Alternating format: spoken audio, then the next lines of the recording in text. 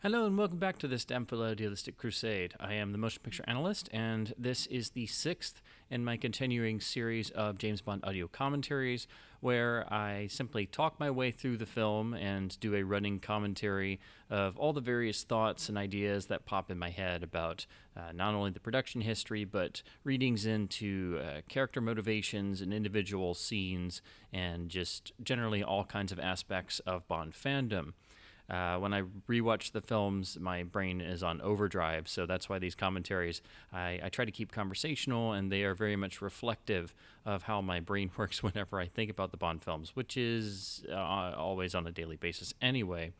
So do keep in mind this is not meant to be a proper history of the film. It's merely all the various jumbled random thoughts that come to mind as the film unspools. So if you do wish to know more about the film, there are wonderful resources out there that I strongly urge you to check out, even if you're just starting with the wonderful extras on the Hope video releases. Of course, Honor Majesty's Secret Service has had a very long and checkered history, viewed and seen as a failure for many, many years from its original release up until really the present. In the past few years, it's finally starting to get a sort of renaissance in the public consciousness. So it's not just Bond fans debating its merits anymore. Now it's seen as one of the best films in the series, whereas especially throughout my lifetime, it was the hardest film to see, and it was treated most often as a curio. It was seen as a failure, and George Lazenby and the film were always the subject of trivia question answers instead of serious discussions of the film's strengths and its status as a great film, which it is. So it's very nice to see that has finally changed, in no small part due to it finally being discussed more openly and freely, particularly on the internet. So now it is actually one of the film's most highly revered, which is a really interesting switch. So, long-standing Bond fans know very well that this is a film you usually were not able to discuss unless you were talking to a diehard Bond fan, and now some people say it's their favorite Bond film, which is a really interesting switch. So it's really great that that's finally happened, and you can have great discussions about this film now, which is without question the most pure adaptation of an Ian Fleming source novel. Which is really what was the intent of Peter Hunt and, of course, Richard Maybaum writing the screenplay as well, to steer away from the hardware and the spectacle of what the films have become to this point. And, of course, to try to recover some of the lost box office footing that had happened on the previous film, You Only Live Twice, which, while it was still ridiculously successful, had not seen the heights of what Thunderball achieved at the box office. So that's my little bit of setup, and do be sure to go ahead and grab whichever version of the film you want to view with this commentary. Go ahead and cue it to the 0 minute, 0 second mark. And again, this is always a rough sync. This is not a professionally recorded commentary at all. So it will probably drift in and out depending on what version you have. I always try to stay silent through the opening logos, so that's why the start of all these tracks, there's a little bit of silence. So if you have to adjust it, just always keep in mind to try to start talking as soon as the opening gun barrel starts. So to always let you be able to finesse on your own end if you're looking at a different version of the film.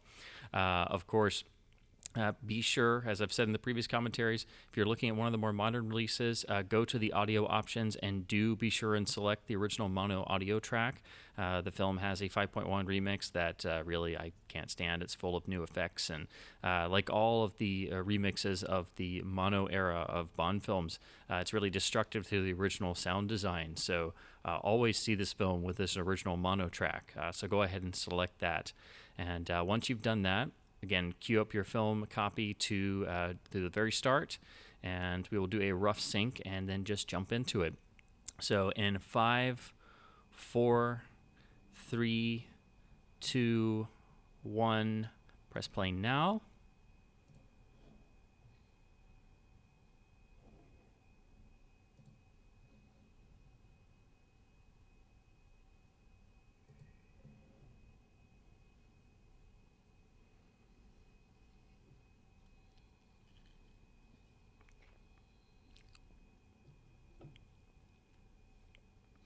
So from the opening gun barrel already, we have the pause showing Harry Saltzman and Albert Broccoli present, which mimics what we got in Dr. No. This is already establishing this is a new Bond experience. Here we have George Lazenby in his one and only gun barrel, where he actually goes down on one knee, which was actually apparently an idea of his that everybody hated at first. And then you notice the actual dripping blood obscures him in the gun barrel. Here is the director's cameo. That's Peter Hunt walking through and reflected in the Universal Export sign, which took me forever to notice is actually a nod to the same shot in Thunderball where you see Largo. This is the M's office scene we get. As they do often in the films, they tried to start moving around the M briefing scene and breaking it up, but you can tell it's different here because what they're trying to do is establish that Bond is sort of struck off on his own and establishing already a sense of malaise and Bond having discontent. Q is shown as being ridiculous with his gadget of radioactive lint, underlining the fact that this film will completely do away with the gadgets. Now we cut to Portugal at daybreak, I should say, and Bond just roaring around in the Aston Martin DBS. John Barry's score, and we have the perfect introduction of Bond. This scene is taken right out of the novel where he's passed by Tracy at speed. For me, this is not only the best of the pre-title sequences, but if you had to choose one scene to define James Bond in the film series, you cannot do better than this scene. This is the purest example of James Bond's character, and of course fitting that this is finally Peter Hunt in the director's chair, for who would know James Bond better than the editor of the first 5 Bond films. And also he had been second unit director on You Only Live Twice, done most of the insert footage, and just been a general jack of all trades. So if you look here very closely, you can tell this was constructed with someone with an editing mind. We see the glimpses of Bond, we see the accoutrements of Bond, everything building up the character before you are reintroduced to him, but in the guise of a completely new actor. And you'll notice that Peter Hunt does this throughout the film, not just with the props, not just with the lifestyle, but surrounding George Lazenby with extraordinarily talented actors and actresses, all to help build him up because, of course, this was his first feature film experience, and his only prior experience was as a male model. And, you know, if you're stuck in that predicament, which Peter Hunt found himself in, that's about the best and only thing you can do, because the goal is to build this guy up in the audience's eye, because, of course, he has to play James Bond. He has to be believable. And I think also that interestingly creates a certain vulnerability, which is really key for the story, because this is Bond at his most vulnerable.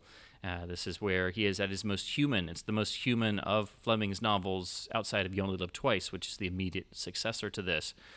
And already this increase in humanity, this vulnerability is right here in the pre-title sequence, where Bond first meets Tracy, who is, you know, it's a little bit vague to the audience, but you can tell Bond realizes that she's, you know, actually going to commit suicide here. And this sort of vulnerable, strange quality is really heightened by John Barry's score, who already, from the gun barrel onwards, he scores this entire film to not only build George up, but also to accentuate the James Bondisms and the romance of the story, and this being Bond is human.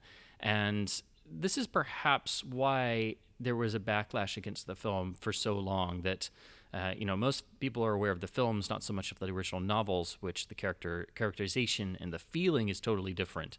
There's no fantasy. There's no Bond is Superman in the novels, and this is by far, For Much With Love Accepting, the closest the films ever get to the novels, and that I think caused audiences to sort of have a slight knee-jerk reaction, because they come in expecting Goldfinger, Thunderball, You Only Live Twice. But ironically, this fits in perfectly with the other films released in 1969 at the height of the counterculture change, which led most people, unfortunately George Lazenby included, to concede that perhaps Bond was becoming old hat. And of course, Lazenby famously, left his contract, and this became his one and only Bond film, dooming him to be a trivia answer for the rest of eternity. Now, this fight sequence here is setting up how brutal the fights will be throughout the film, and every punch is just felt in your gut, from the the high Foley sound effects, John Barry's astonishingly powerful score. But of course, here the fighters actually get in the water, which is something Peter Hunt insisted on. Actually get in the waves, make it brutal, make it count. So, some people have complained, oh, this film doesn't have a high body count, but every fight, every incident matters. It's vital, which is exactly what you get in all of the fight scenes and the deaths in Fleming's novels. And also you'll notice that every shot is carefully framed. I've always really picked up on the anchor in the foreground there on the beach, which comes into play in a moment when the fellow was not drowned in the beach and then grabs it, and we hear that wonderful sound effect on the soundtrack of the chains. And of course, this was really hard to photograph because, of course, it does have some day for night going on, but they really were on a beach and had some filtering to really get the daylight effect, and of course that's very hard to do and match consistently. You'll notice there are a few little bits of sped up shots, some undercranking and things, which is a typical Peter Hunt flourish. Of course, him being director, there is going to be a number of touches we're used to in his editing. But here, the vulnerability is brought to the fore because Tracy goes away, is able to get away, Bond is left with two unconscious men and only her shoes. And we get the wonderful throwaway line, which is a reassurance to the audience, but also a wink, a really important wink. Now, we get to Maurice Binder's title sequence for the film, which is, I think, his best work for the series. It's the only title sequence, really until Die Another Day, that directly has narrative content. We see right there, Bond starts it in the silhouette, and he has the shoes in his hand, so it directly picks up from the pre-titles. And we're introduced here to the motif Binder uses of the hourglass running back, and then we see Bond on the clock, which goes backwards. So he's hanging, suggesting all of the vulnerability of the film's story, but as it moves backwards, we then see images and elements of the previous 5 films running through the hourglass motif. And this reassures the audience that this is still a James Bond film. It's still the same series you know and love, but we're, with a new boy now.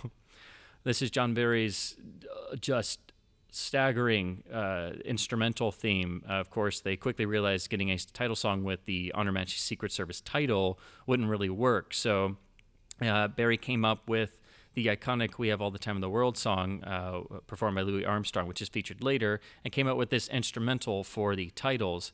And for my money, really, this is not only one of his greatest works, but I think along with the 007 theme that he came up with is a real rival to the original James Bond theme, the original 1962 Monty Norman theme that Barry arranged. This is such an underrated piece and so vital. Now, these credits here are really important. Here you see the first appearance of John Glenn in the Bond series, who would later become one of the key figures and the director throughout the 1980s for the series. A brand new cameraman, Michael Reed, who introduces new elements to the visual style of the series. Production design by Sid Kane, who had designed From Russia with Love. And the all-important credit for Richard Maybaum, who gets solo screenplay credit. And then this amazingly epic moment with all of the nude girls beautifully arranged, and then Peter Hunt gets the credit, which, much to his chagrin, was edited out of certain territories. We get the clock once again, a slight extension on the theme to get it into the opening of the film proper. Get a nice view of the Aston Martin DBS here, which, of course, this is viewed much more as Bond's personal vehicle.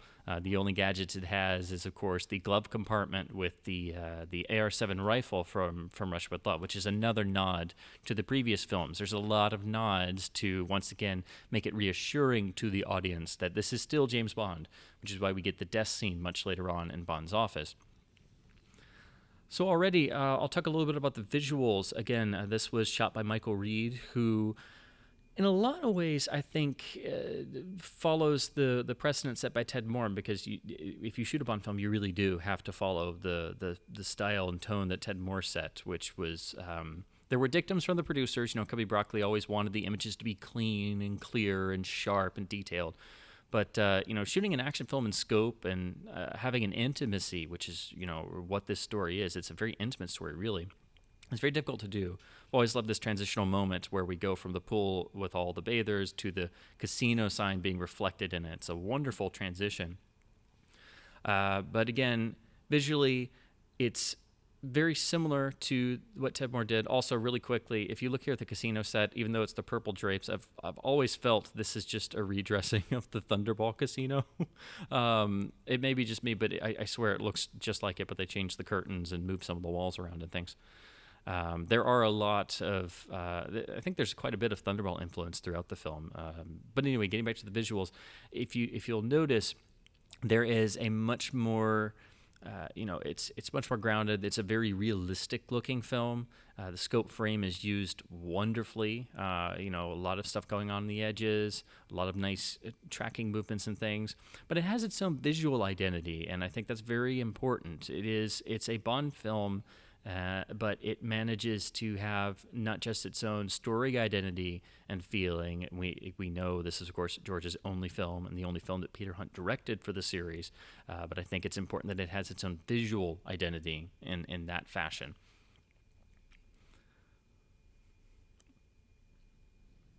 Now, Peter Hunt finally getting to direct is very important. He wanted to direct after Thunderball. He was supposed to be able to do You Only Live Twice, but the producers went with Lewis Gilbert instead.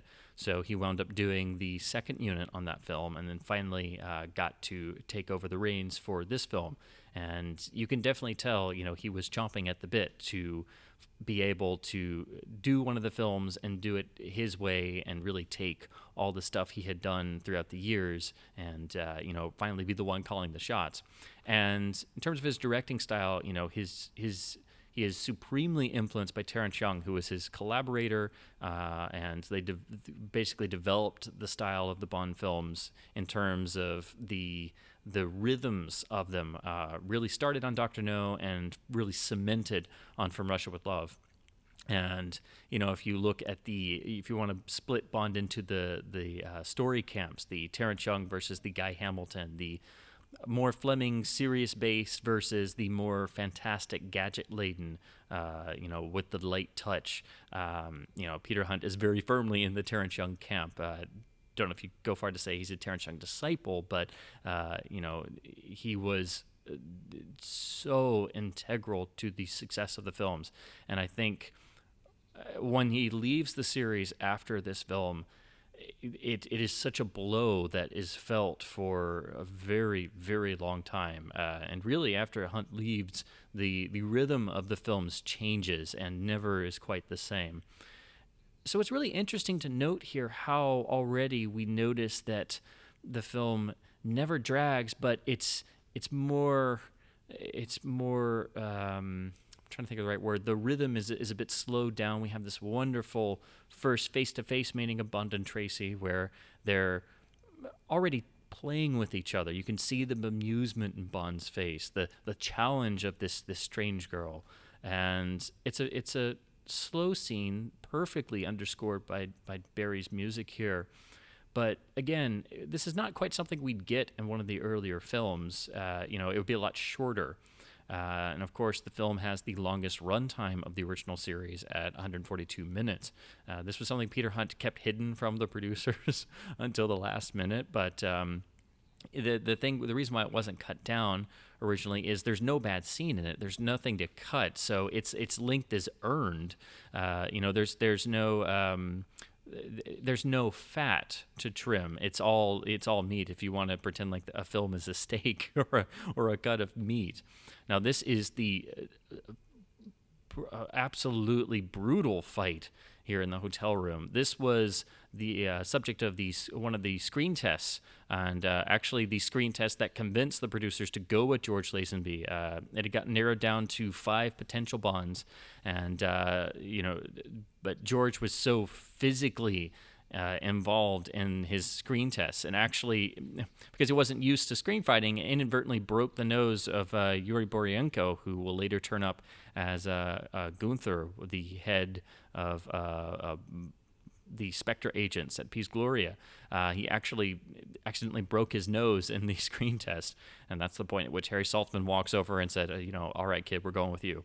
But of course, we still have the great Bond flourishes. Here's one of my favorites. After this brutal fight where the whole hotel room is destroyed, Bond takes a moment to sample the caviar and, of course, reflect that it is Royal Beluga north of the Caspian. Now, this can be a little bit confusing why there's an assailant in Tracy's room and why Tracy goes to Bond's room instead to wait for him, but it's a nice little bit of misdirection. It adds a little bit of mystery and spice, and you could make the argument it's maybe a slight reference to Sylvia Trench having broken into Bond's flat in Dr. No. Now, here's a really great usage of the frame. Here, Bond lays PPK down. It's in the extreme left of the frame, and then slowly we'll see a hand come in. Of course, it's Tracy pulling the pistol out. So again, Bond is quite human here. He's already been disarmed. Of course, he's not actually going to get shot, but it's a nice moment. And Tracy comes out of the shadows with a wonderfully haughty look on her face. Of course, Bond staring into his own pistol is, with absolute aplomb, is a wonderful touch. She's already cocked the hammer as well.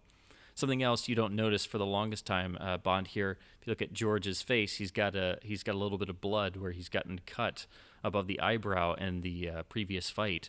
So again, Bond gets hurt in this film. He bleeds. He is a human being, which is really different than what we've seen before, because in the original Connery era, people like to think of the Bond films and they always associate them with the actors as opposed to the productions and understanding the different directors, the different styles, and different types of Bond films. We'd never quite gotten this level of humanity, and that's what sets Honor Majesty's Secret Service apart. And it's necessary because we have to believe in this romance. We have to believe that Bond will fall in love, that Bond and Tracy will get married. We have to believe in these characters. We have to get invested in what's going on. And that, of course, sets up the tragedy of the ending. Now, stopping the film for the whole romance, you can't really do that. So, of course, it's intersposed throughout, this being the first of the scenes. But again, it's key that George is surrounded by other great actors, and you see how it elevates his game, and he becomes more comfortable as the film goes on. These scenes are just wonderfully played. They're just completely believable because it seems more like two real people as opposed to the James Bond we're used to. He's still the License to Kill 00 agent, but he is much more of Fleming's character in this film, and that's a key distinction that most people are not aware of. And it's really interesting that nowadays people who really proclaim to like the film, a great portion of them are not really fans of the rest of the series. So I think it's partially this notion of being able to connect with a human character more than the icon that fans are used to. It's what helps set the film apart, and again, it really does slot in with the other films of the year, which were all genre-breaking, and trying to break out of cinema trends, and obviously go in a much more human and a much more darker tonality. And I think it was extraordinarily wise on everyone's part to go this route at this point, to adapt for the film series what would be the most difficult novel to adapt, the one where Bond falls in love, the one where Bond is tired of his job, he's tired of his life, he's aging. If you read Fleming's novels, after a certain point, there's a malaise that creeps in. Of course, in his later years, Fleming was in rather ill health and kind of had gotten tired of doing the Bond novels and run out of ideas at a certain point. So the later novels really have a much more a greater world weariness, and you get this throughout Honor Majesty's Secret Service. So in a lot of ways, George really got, the most difficult Bond role handed to him for his first film. If you look at it, he falls in love. He's at his most human. He hates his job. He fights with his boss. There's so many things it's astonishing how good he is, and that is all down, I think, to the fact that you have the editor of the first 5 films who had done Second Unit, who knew every single aspect of the James Bond films. It was in his blood, and he knew exactly what to do. And as he even told George, you keep doing your thing, and I'll make you the next James Bond. And he does. It's often been thought, what would it be like if Sean Connery had been in the film? And of course, OHMSS was supposed to have been done after Goldfinger. It kept getting postponed. It's going to come after Thunderball. But think about it, around the time You Only Live Twice, it's a hard thing to place in your head, Connery being in the film as it is. So you always picture what it would be like with the other actors. Here's one of the few jokes in the film. Peter Hunt has the janitor here in the office actually whistle Goldfinger. There's another lovely little moment that sets up this fight. Bond flings the little doorway back first, and now we have these wonderful echoes that give a very surreal quality to this another just vicious fight that's really heightened by the cuts, the angles. That fight scene actually always reminds me more of a film like The Ipcress File. And then we get this wonderful shot of George rising up as he's meeting Draco for the first time. And then the wonderful gag here of throwing the knife, and of course hitting the date. But of course Bond is superstitious, which is harkening back to From Russia with Love, and the date of the 13th going into the Russian embassy. Bond's superstitious. There's a number of little tiny From Russia with Love inferences like that, and of course, that being the film most people feel is the best in the series. Most people in the production crew, Peter Hunt and Richard Maybaum, both felt it was the definitive Bond film, and they're not wrong in terms of all the right elements and getting the right balance of everything. So there's a very conscious effort throughout the film to adhere to more of the From Russia with Love style, and to get back to Fleming, which is something the series will do several times throughout the rest of its history, but is probably something that the general public in 1969 were already reacting to, because they had been primed for something different by the preceding 3 films. And of course, the notion of your star actor leaving automatically made people and critics alike start to question, could Bond continue? Was Bond done and over with? The spy craze had ended. So, in a way, it sort of, not quite poisoned people against the film, but it set them up for, the people who did go to the film. The film had to prove itself all over again, which is why the pre-title sequence and the whole opening section of the film is meant to reassure audiences and establish George. And then once that's out of the way, really from this point onward, we get the main thrust of the emotional plot, and this will propel us into the rest of the film. So if you look at it, it's very brilliantly constructed to get all that junk out of the way about, Sean's gone and we got this new kid, and we've proven that this is still James Bond, and now we're getting lulled into the rest of the story by setting the emotional heart of the story. Now, this is Gabriel Ferzetti playing Draco, one of Fleming's best characters, and it's another one of the series' great supporting performances, very much in the manner of Pedro Armendáriz playing Karen Bay, again, From Russia with Love. So again, you can make that sort of connection to the earlier film. And of course, setting up that the head of the Union Course has this misguided daughter that he's struggling to try and help, is a particular blend of reality and imagination and inherent humor, which we get here. I've been informed of everything you've done for my daughter. Don't worry about that. It's a particular thing that only Fleming could do in the novels, and it really makes this so believable. It's just possible that this could happen. And he appeals to Bond to be the one to help his daughter. So he has this emotional need for some help. And if you notice here, when he mentions Bond marrying his daughter and Bond putting his life aside, if you notice in the score, John Barry puts this ghostly element of the James Bond theme. We hear the da-da-da-da. But it's very ghost-like, and it's laid in there. It's like the elements of Bond's actual job creeping in. It's a wonderful moment because you see all this stuff going on in Bond's face. He goes from bemusement to he's fascinated by the story being told. It's similar in a way to the short story Fleming wrote, Quantum of Solace, where Bond, it's simply the governor of the Bahamas relating a story to Bond that Bond is fascinated by. And here Bond goes back to his primary objective of Operation Bedlam. He's been spending years trying to run Blofeld to ground.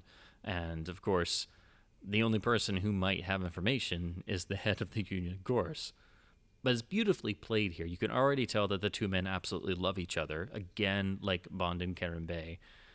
And the way that they speak indirectly and discuss to meet up at Draco's birthday, and, of course, setting up the scene to come and allowing Bond to finally go back to MI6 with some sort of information, but he finally has enough wherewithal to finally go back to the office. Now, this is a beautiful moment. The chemistry that George has with Lois Maxwell's Moneypenny is just beautiful. And I think the Moneypenny scenes in On Her Majesty's Secret Service have the most energy since From Russia with Love. It is, without a question, in the top 5 Moneypenny scenes. Again, there's a joviality, there's a believability, and that's the sparkle in the eyes is there, which isn't something that's always present. It's a very hard thing to do because there has to be a scene in every film. You have to keep it fresh, but they have a wonderful chemistry. And this is a wonderful moment. Bond finally meets M in the film and is treated completely by the stern father figure that M so often is in Fleming's novels, but it's something we've never seen in the films before. Bond asks, does this mean you've lost confidence in me? He's being not just rebuked as he was in Goldfinger, but completely rejected. M cuts him off with "that's all." And if you notice, the closer shot of Bond is directly framed, so he's sort of alienated within the office. And that moment has provoked Bond to, request his own resignation. It sets up that, as he says at another point, Blofeld is something of a must with me, as he says a moment ago, that he follows his own instincts, he's his own man, and, you can't just give him orders and he's going to go do it, which is an important thing that often gets lost in the films. James Bond is his own man, is his own character. He is a living, thinking, breathing man. And that goes back to the notion of this film being more about James Bond as a human being, which will get firmly established by the end of this sequence, which, of course, here's the death sequence, which references the earlier films. Maybe it's a little impractical that Bond keeps the actual items from his earlier adventures, but it's just so beautifully done. And John Barry actually quotes himself and chooses just beautifully appropriate moments. This was something they cooked up on set, of having Bond reflected in the photograph of the Queen as he takes one last drink. Here's the key moment where Bond answers at first 007 and cuts himself off and uses his real name. Now, he's, at that point, we are thinking he is no longer of Her Majesty's government. And here we get the wonderful misdirection with request granted. But it's a wonderful human moment where he picks up the phone, starts to say 007, and then almost angrily gives his own name. He's reestablishing his own identity. And even the music gets regretful for a moment.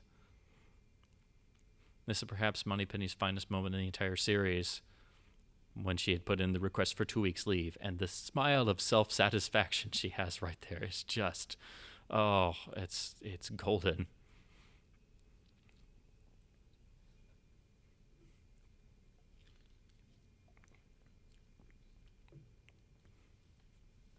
And George is even able to do the one-liners with aplomb. It's amazing how well he comes across. And the gag that fits and caps the scene as M realizes what's gone on. Now we're at Draco's birthday party, and we are going to get the, go back on the romance plot. And it's really interesting to see how beautifully intricate the plots are woven together. We have the main plot of tracking down Blofeld, and we have the B plot, as it were, of the romance. But they are so beautifully interwoven. It never feels as if you're switching back and forth. And Fleming does this very well in his novel, but, when you read the novel and compare it to the film, it's not very obvious all the things that Richard Maybaum does in the screenplay to move things along, to expedite things, and obviously you have to do a lot of adaptive work to get a novel into a 120 some odd minute film runtime. But what he does is so intricate and so beautifully realized that it's not very obvious until you're really looking for it. It's not as in Goldfinger, where they altered the plot to switch from robbing Fort Knox to irradiating the gold and fixing a giant plot hole in the novel. It's much more subtle throughout, and I think from a screenwriting perspective, I really do think that this film, this screenplay, is the finest adaptation of a Fleming source. I think Richard Maybaum outdoes himself in the adaptation process, because when you read the novel and you directly compare it to the film, there are a couple points where it does drag a little bit, particularly the escape from Piz Gloria is different in the novel. There's still the ski chase, but basically Bond gets away and then they have to analyze Blofeld's plot and things like that. So there are key moments of streamlining, and also Tracy is brought into the film frequently and made a direct participant, which builds her character further. It lets the audience get further used to her as an idea and become endeared to her. And it shows that she is a perfect match for Bond, which also furthers the romance plot while building perfectly into the main story plot. And it amps up the drama to such that by the time we get to the scenes of trying to escape the Spectre agents and Bond struggling to even be able to contact London, it really makes that whole sequence just tension-filled, and that is nowhere in the novel. So I think the two key personnel in this film, without question, are Peter Hunt and Richard Maybaum, and this really is the serious From Russia with Love Bond at its most distinct, at its greatest potency, and that further sets apart this film from the rest of the series, because never after this point did we ever have a film that was this purely Fleming, this purely the serious spy film and a human drama at its core. Again, Bond is not the Superman. There are elements and moments in the series where we do get close to this, where they made a concentrated effort, particularly in the darker toned films of the 80s, where they really strove for this. But this still remains the most Fleming-esque of the films outside of the initial three, without question. And again, we're able to get more deeply into the characterizations because we spend more time with Tracy and Draco than we do with most of the supporting characters in a Bond film. But again, the screenplay is so well constructed that none of this is throwaway. None of this is getting us away from the plot. The plot is always there. It doesn't take a back seat in the way that it does in the previous two films. In Thunderball, You Only Live Twice, which I think is a criticism you can make about the previous two films if you want to go there, but it never happens here. Now, this is perhaps the most difficult scene outside of the ending for just a directorial challenge, a story challenge, because this is the scene that has to establish the romance. And this had never been done in a Bond film. It's extraordinarily hard. How do you do this? How do you sell Bond falling in love in just a few minutes and not stop the film and just go, okay, we're going to go off here? So what they do is create this montage sequence. And now we have the iconic We Have All the Time in the World theme song. Of course, they take the title from the words used by Bond and Tracy in Fleming's novel and reprised in the film. And I mean, this sequence is just, the music does really help to sell it, but it's so perfectly cut together. And of course, obviously it's just George and Diana Rigg going around in about 4 or 5 different sequences, and we're cutting back and forth. And I think it's this cutting back and forth between these sequences and seeing different pieces in time of their, courtship, as it were.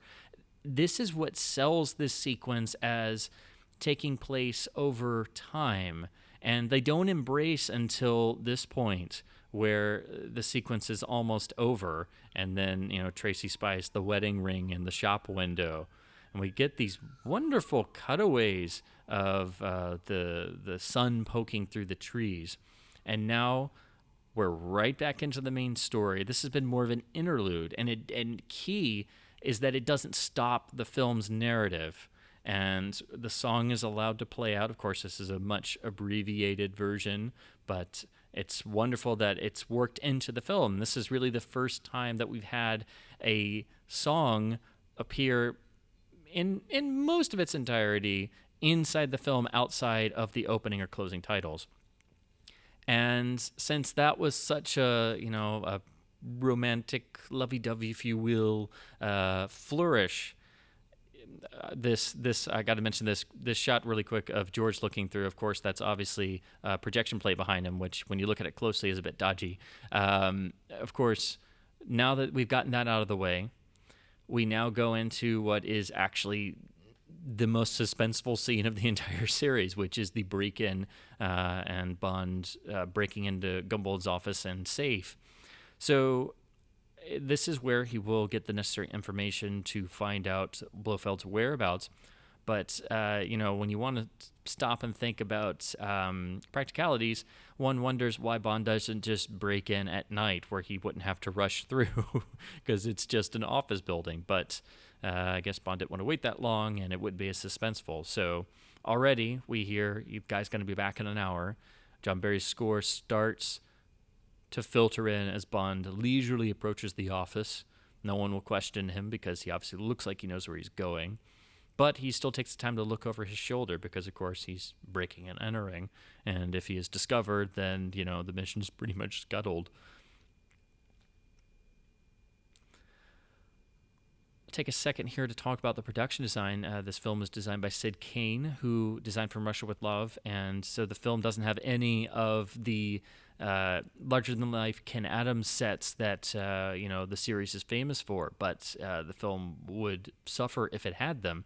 And I think his great realistic production design, just as it did on From Russia with Love, really enhances this film because, of course, it is a much more down-to-earth affair. And I do think he doesn't get the credit he deserves for the Bonds that he designed. Now, this is a showpiece for Peter Hunt to stretch out this sequence and enhance every element of suspense. Already we've had Gumbold stop outside and pat his pockets.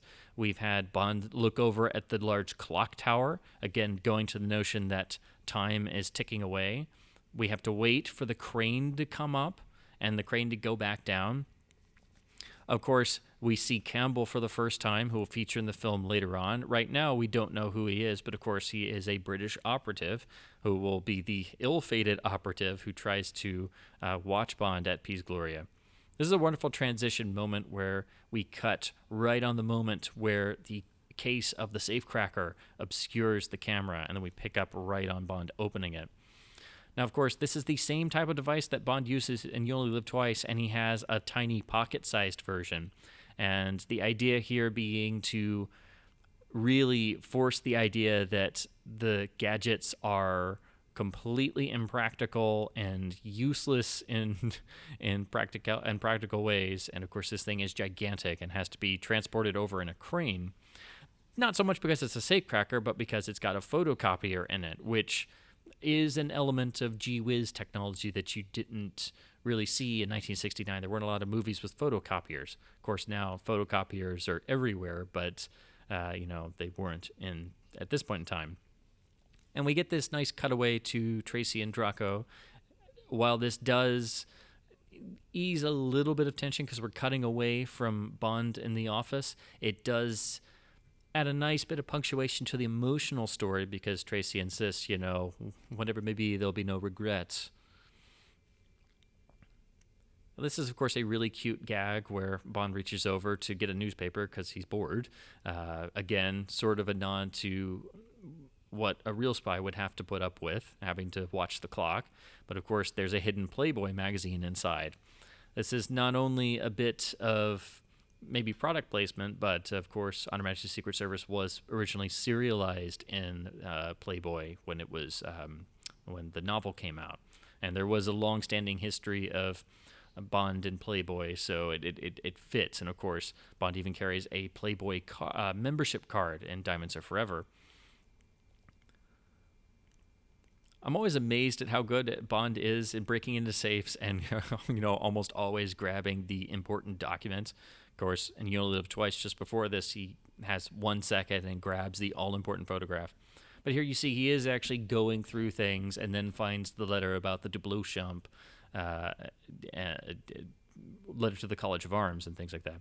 So already we're cutting back to the clock. The music is starting to really pick up in, not in intensity yet, but in feeling, and it's becoming more and more strident. So even just listening to the music on its own, you can feel just the intensity. Now we get low brass coming in, and then it's almost like your palms are starting to sweat a little bit, and it's starting to become agonizing because it's stretched out so long. And of course, using a photocopier in the 60s would take forever. And now we see this shadow of Gumbold approaching, almost like a figure of death. And now the cutting is becoming more and more rapid. We cut from him getting to the doorway, and we cut to him immediately being at the elevator.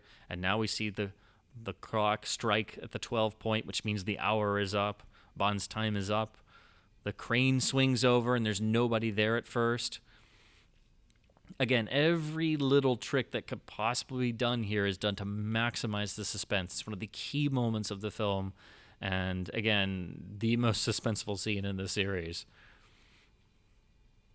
And it's capped here by Bond's almost nonchalance glancing around as he locks the door, as if nothing ever happened. But of course, he's stolen the centerfold. If you look closely, you get a slight glimpse of it here as he walks past the camera, which is just a really funny moment.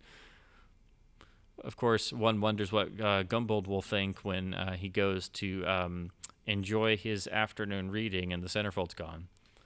Now, this is a beautiful moment. DBS turning into Quarterdeck, the home of M, and this is the only time you see it in the original films. But it's a wonderful transitional moment that allows us to know, okay, Bond's back in England. We get to see M out of the office, and apparently his hobby is lepidoptery, which is an interesting touch, but I guess any ex-naval man, when he's not at MI6, has to have something to do to calm the nerves.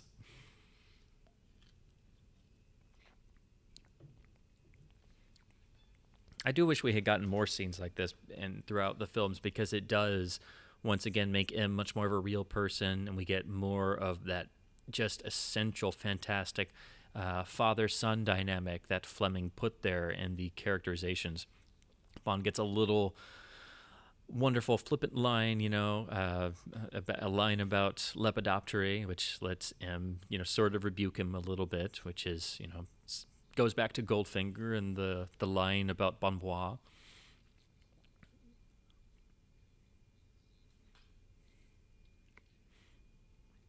Again, looking at the framing and composition here, you can see beautifully framed, but it is very natural. So again, while it is like the Ted Moorshot films, it still has an identity of its own.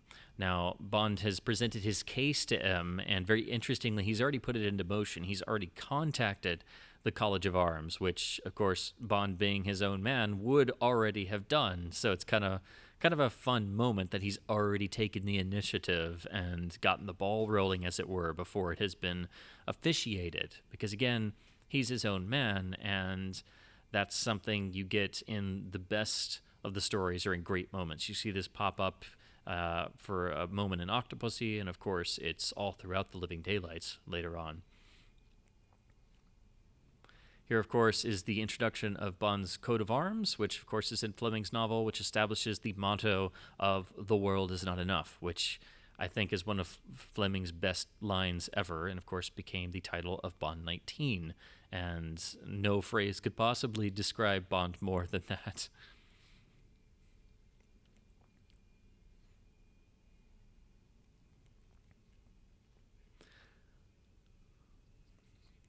So here we're introduced to Sir Hilary Bray and the point at which we first hear the dubbing of George Lazenby, where he is dubbed with George Baker's voice whenever he's impersonating Hilary Bray. And it's seen as a complaint nowadays, but the early Bond films in particular are very well known for their usage of dubbing, which did happen for quite a while in a lot of British films around this time period. It wasn't exclusively a Bond phenomenon, but it's so rarely done now that people see it as being foreign or alien because it sticks out.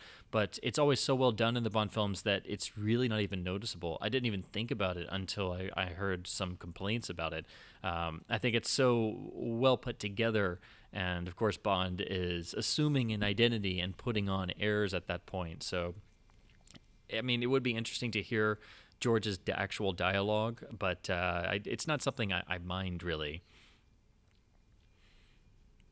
We have a hard cut coming up here to Switzerland, but originally this did have the famous sequence that was cut from the film where this conversation is being eavesdropped upon by a Spectre agent, and Bond chases him throughout London, which is why we have the famous stills of George posing with gun in front of Big Ben and other things. If you look closely on the newspaper that Campbell is holding, because that chase ended with the operative's death underground, and my sixth stage is a train crash to cover it up. So if you look at the newspaper Campbell has, there's a headline that says train crash, such and such number of people killed in London.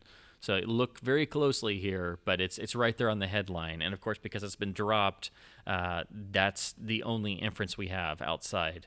So right there, 19 people killed in rush hour rail crash. That was the scene that was supposed to be there. But you don't miss it at all because that wonderful quick edit, if he is that man, I'd like to get him out of Switzerland. Boom.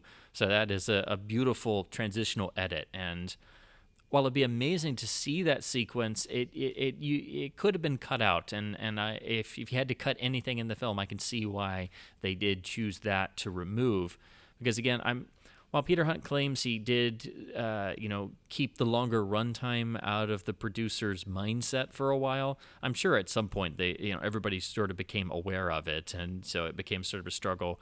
Can we get the film's running time down any?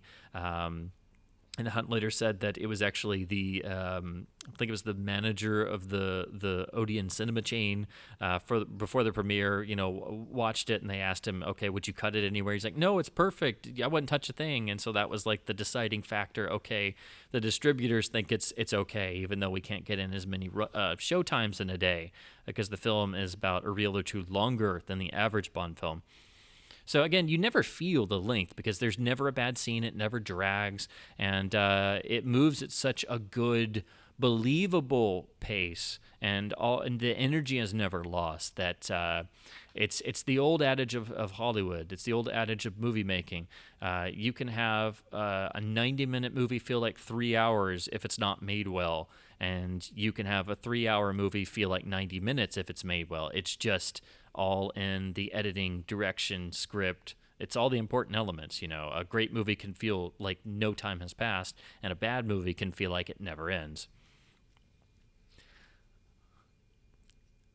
Bond as Bray does wonderful things. The knocking out the pipe, the putting on the airs of feeling altitude sickness, not being a good traveler. It's just selling the part in a way that Bond has never done at this point in the film series. It adds to the reality.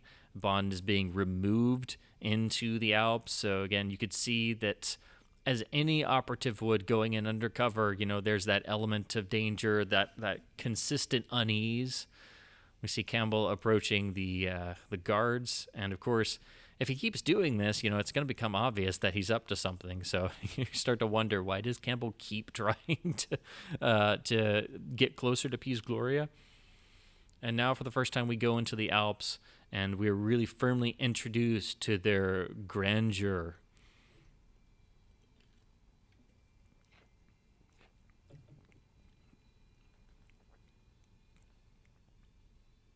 While You Only Live Twice is a great travelogue for Japan, On Her Majesty's Secret Service is perhaps one of the great travelogues for the Alpine landscape, for Switzerland, and it is one of the great snow films. It's now thought of as a holiday film, and of course, because the film does take place around the holiday season and Christmas is referenced, it does fit perfectly in that regard. But it is without a doubt one of the iconic snow films, and established as sort of running theme of the Bond series to come, the Bond films that have great snow and skiing sequences. Of course, On Her Majesty's Secret Service is definitive in that regard. But I do think it is interesting to note that what Thunderball does for water, On Her Majesty's Secret Service does for snow. So there are Bond films that are absolutely identified with certain elements.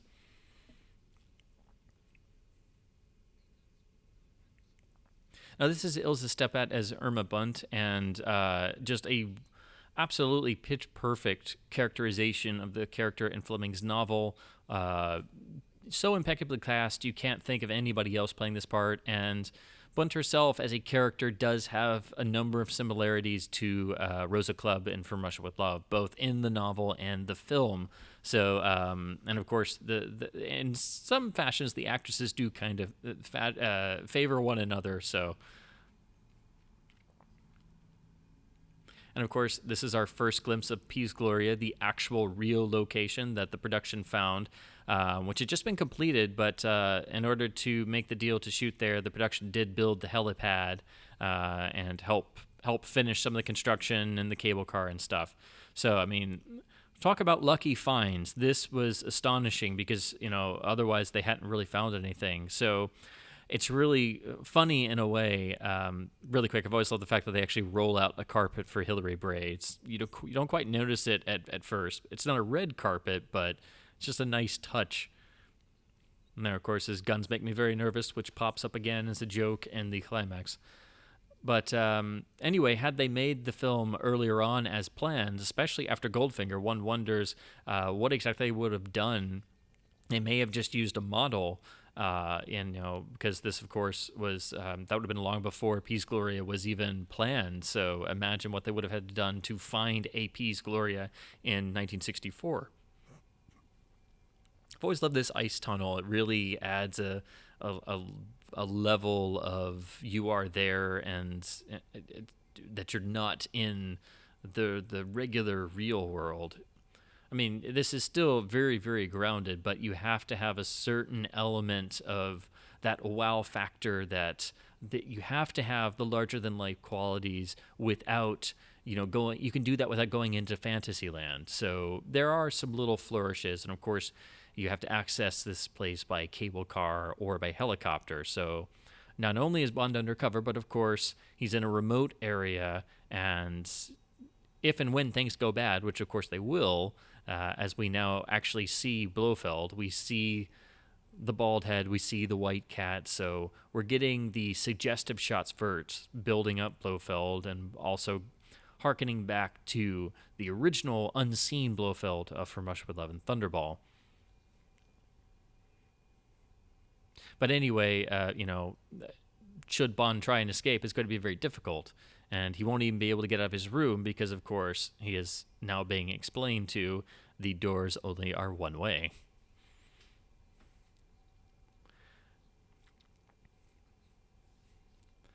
There's a lot of usage of interesting camera angles throughout the film. You do see a lot of visible ceilings. There's a lot of angles like here on the reverse shot of Bond where you see the ceiling behind him. That's really taken to its greatest extent in the brainwashing scenes in the various compartments when the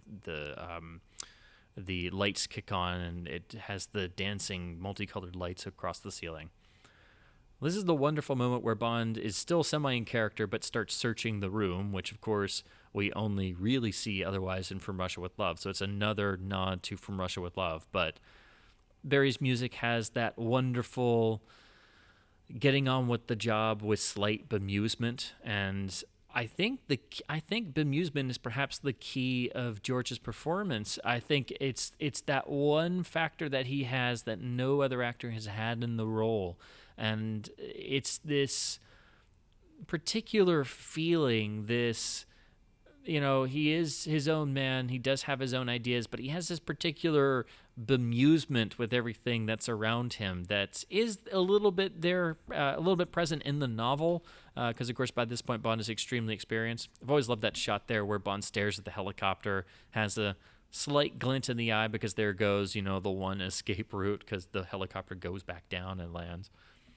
So Bond is, again, cut off. And, of course, this time he has no gadgets. He has no special help from Q Branch. He is undercover. He has to play at this cover. And we are set up for that here because we're shown the kilt first. And that's also done because if we don't get this, when we see Bond first appear in the kilt, it could be a little disconcerting to an audience. So they at least prime us for it here.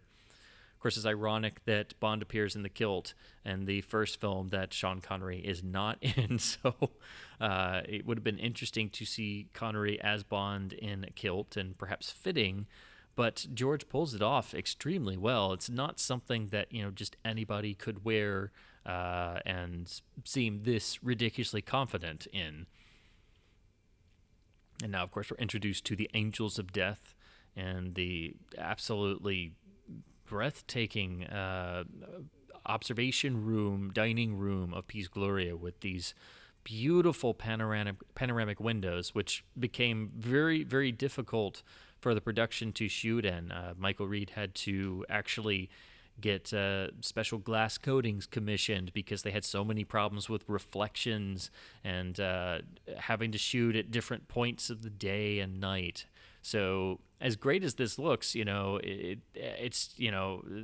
doesn't always mean it's easy to shoot. So there's always the little fun things like that. And until you get there, you don't quite think about how difficult it's going to be.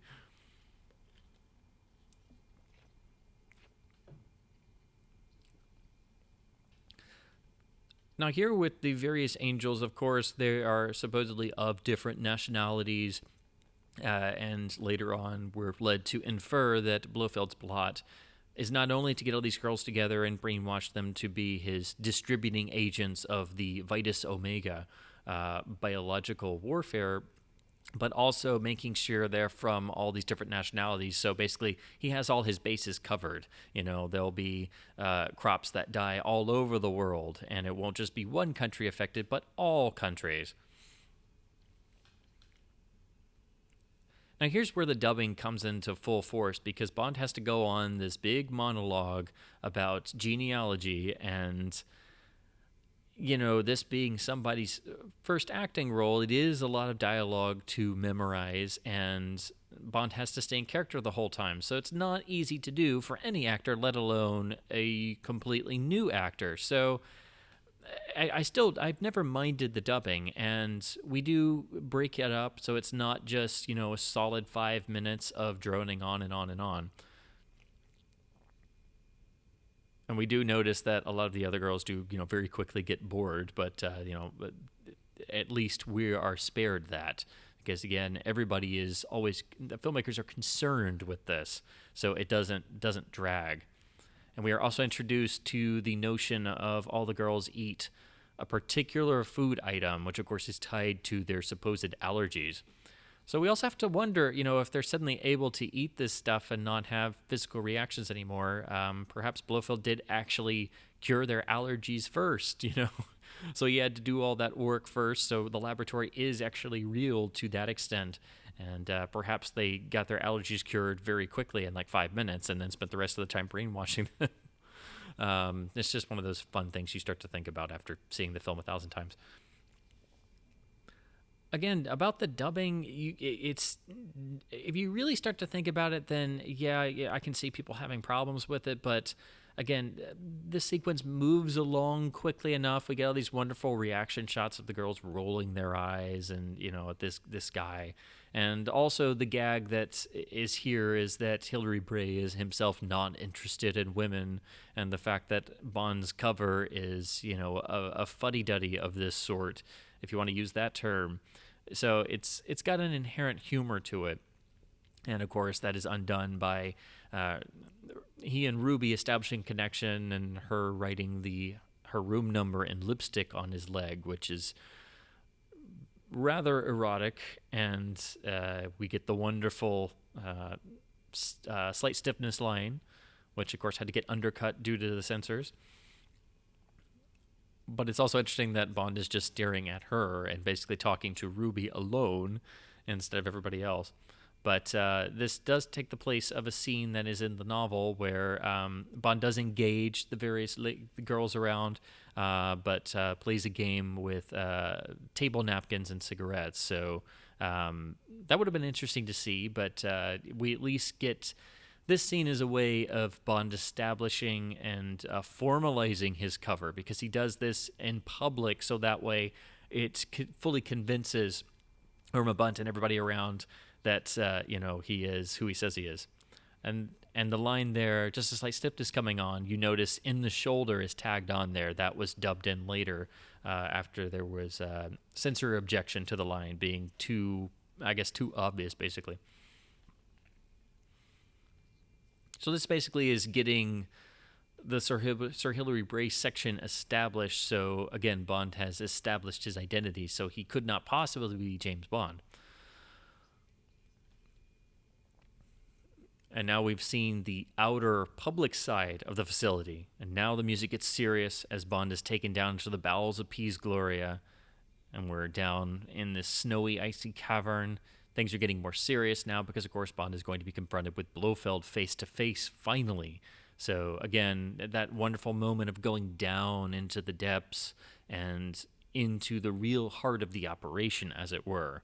Even though this is still obviously a front, it's an allergy lab, and this is ostensibly Sir Hilary Bray. We also get the nice touch of going through the decontamination filter there. And then this wonderful, strange electronic sound effect that's always in the lab sequences I've always loved. It's very dramatic. Bond is going out, again, of the public side. I've always loved this office of Blofeld's. Of course, we do have the wood paneling, which is something Ken Adam would do a lot, but it's just got this incredible design. And now we have this wonderfully staged entrance of Blofeld. He comes through the same filter with this really interesting purple light. Takes the mask off. It's very striking without being overdone. There's no piranha pool. There's no larger than life volcano base. Of course, people ask, why does Blofeld not recognize Bond in this sequence, because they just met face-to-face in the previous film? Well, that, of course, is because this is when Blofeld and Bond meet for the first time, because in the novels, On Her Majesty's Secret Service comes first. So when they did You Only Live Twice as a film before On Her Majesty's Secret Service, they really ruined the chronology and had to just say to heck with it. Plus, as a film, You Only Live Twice totally throws away the novel outside the setting and a few basic elements. So this really isn't a problem if you understand the fact that, again, this is supposed to be when Bond and Blofeld meet for the first time, and they just ignore this in the story and get on with it, which is probably the best way to tackle this. And of course, it's a new actor for both parts, so you could also make that argument that they're also different people if you wanted to go down that route. But anyway, that's all because they started doing the books out of order, and the loose chronology that's there in the some people call it the Blofeld trilogy of Thunderball, on Majesty's Secret Service, You Only Live Twice. That got totally ruined. And of course, Blofeld pops up in Diamonds Are Forever, which he is nowhere in the original novel. So the films really started playing fast and loose with the novels and the chronology and the actual plots relatively early on in the series. So once you understand that, then you've got to also understand you can't exactly question items like that, because that all arises from doing the books out of order and starting to pull pieces and different elements to string together your own plots. Now, Telly Savalas here replaces Donald Pleasance as Blofeld, who appeared for the first time visibly as the character in You Only Live Twice. And his Blofeld is an interesting villain. He is very effective, but he doesn't have that same iconic stature that Donald Pleasance's Blofeld has with the scar and the volcano base. And of course, in the next film, Diamonds Are Forever, Charles Gray plays Blofeld in a completely different style, because that film really, in a lot of ways, has inherent satire throughout, which was done in a direct response to the perceived response to this film. And so you really can't look at the three Blofelds as being the same character. They're all different because each of those three films are different in their tone and their outlook and the aims they're trying to achieve. But I do like the physicality Telly Savalas brings to Blofeld. He leads his men personally, much like Largo and Thunderball. He's very hands-on, but in some ways he does kind of have a little bit of not being feeling standard, but there are moments where it doesn't quite seem like it's the head villain because he's just skiing along with the guys. And I think the line most people have an issue with is when Blofeld says, "We'll head him off at the precipice." It just doesn't have a head villain ring to it. Whenever you're watching the film, the moment where a Bond is trying to break out for the first time and the strip on the ruler makes that spark, that's one of the unintentional jump scares of the Bond films. I don't know why. I always know it's coming, but it always makes me just go, "Oh yeah, there's that thing again." And it's cool that we see Bond sneaking around as Hilary Bray. And of course, the real Hilary Bray would not do this at all, but Bond is also on a fact-finding mission. So, of course, uses his greatest weapon, which is his charm. So, again, going back to From Russia with Love, and the way he gets information out of Tatiana Romanova is, by his lovemaking skills. Again, James Bond is his own greatest asset. And that is why he starts seducing the female patients to get information. Of course, this is a very risky proposition and leads to being one of the key factors that exposes him as 007. But this is how he has to get information. And, of course, originally he only plans to go to Ruby because Ruby was the one he established the deepest connection with. So, again, all this stuff is properly motivated, and the gag becomes eventually that almost all the women start throwing themselves at him, which is inadvertently humorous. But again, Bond is having to dig the information out. He's on a fact-finding mission. So it's not just his libido is rampaging, so he has to go sleep with all the 12 angels of death and at Peace Gloria and exposes himself because he's a horny bastard. It's all with purpose. Now, Ruby's an interesting character. She's a bit, maybe ditzy isn't the right word, but you can tell that normally perhaps Bond would not be sleeping with all these different women, but of course he is having to get as much information out of them as he can to try and put the puzzle together. Now, when Ruby says it's true, it's ostensibly, it took me, as a kid, it took me forever to realize, but what that's referring to is when Bond as Bray references the coat of arms and has to explain bezants are gold balls, and my own coat of arms has 4 of them, and then he takes his kilt off there. The joke is supposed to be that perhaps Bond is so well endowed that he does indeed have 4 bezants. So that's one of those jokes that if the censors had really noticed that, the stiffness in the shoulder line, if they didn't like that, they definitely wouldn't have liked the 4 bezants inference.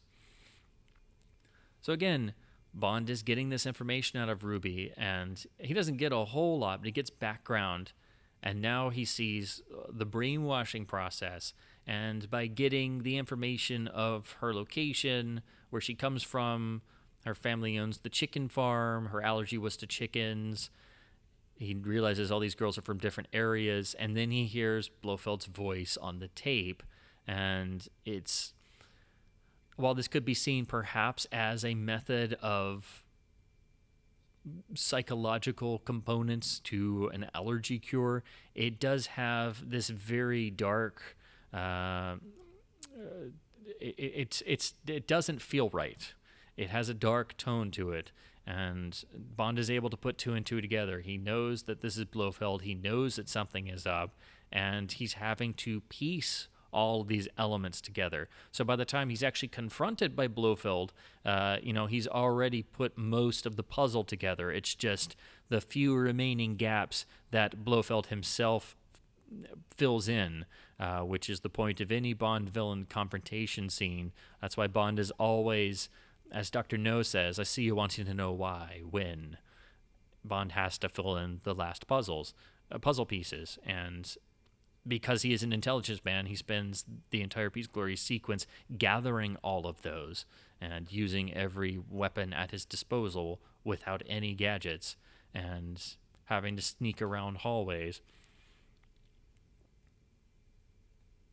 It's also fun. He still has some of Ruby's lipstick on his face. So there is humor in the film. It is inherent, though, and this is one of the great humorous moments. The "Hilly, you old devil."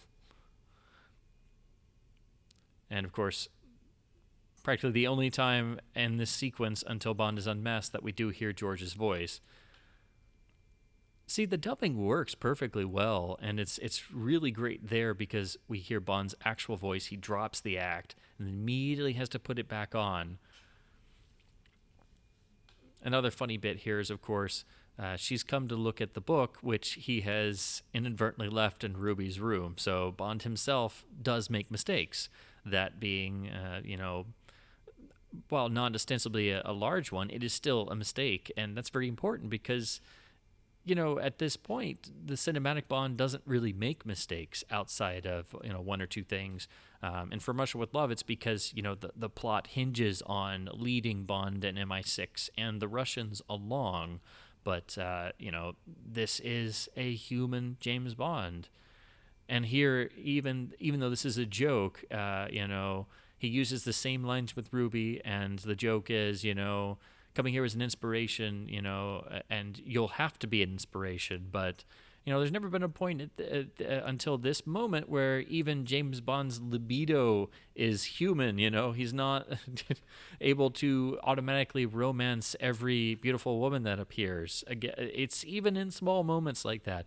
Again, this is always the human Bond, which I do think maybe caused a sort of knee-jerk reaction in a great amount of the audience in 1969, who came in expecting the James Bond film they had become accustomed to. And I think that's also a reason why the film got this sort of reputation and very quickly became the most difficult film to see. It was always the film that was never shown in the television marathons. If it was, it would be shown one time late one night in the wee hours of the morning. It was the film never included in retrospectives. It was the film never included in box sets. Was never really televised all that often, So growing up, it took me many years to be able to see, and it was like a great treat to finally be able to see it. And it was really interesting seeing it the first time because it did feel so vividly different. And I thankfully already knew of the novels and had already read some of the short stories by that point when I did finally get to see it. So I kind of understood more of the different tonality. But unfortunately, most people never read the novels and don't quite understand that Fleming's Bond and Fleming's world in the novels is fundamentally different to what the films established very quickly. But at the core, the films found ways to do Fleming without, while keeping it cinematic. That's why the Tarantino style is so important, particularly in the first two films, where they created, established, and formalized this. And On Her Majesty's Secret Service is the most blatant, the most completely naked interpretation of that. There's no high gloss, there's no fantasy gloss around it. And this is formalizing the joke where all of the various women will come to Hilly, as he's called. And then Campbell climbing here is extraordinarily ominous with the crows overhead.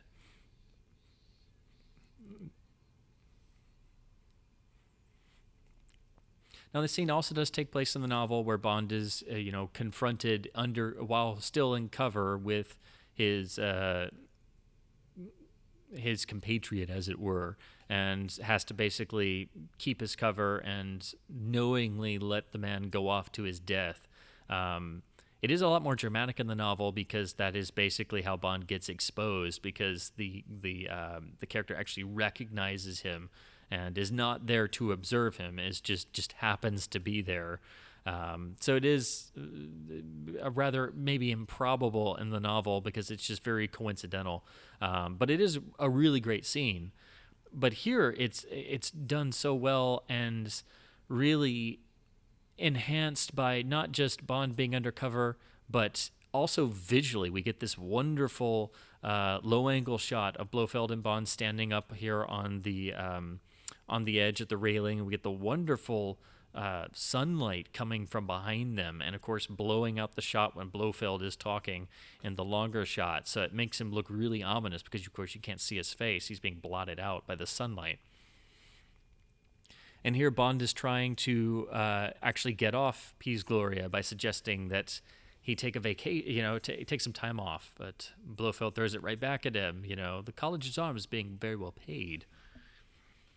But of course, this is a very subtle attempt for Bond to wrap up his work and get out, as it were, and escape to be able to report back to MI6 and formulate a new plan of attack now that he has found Blofeld, established contact, and made sure that it is actually Blofeld.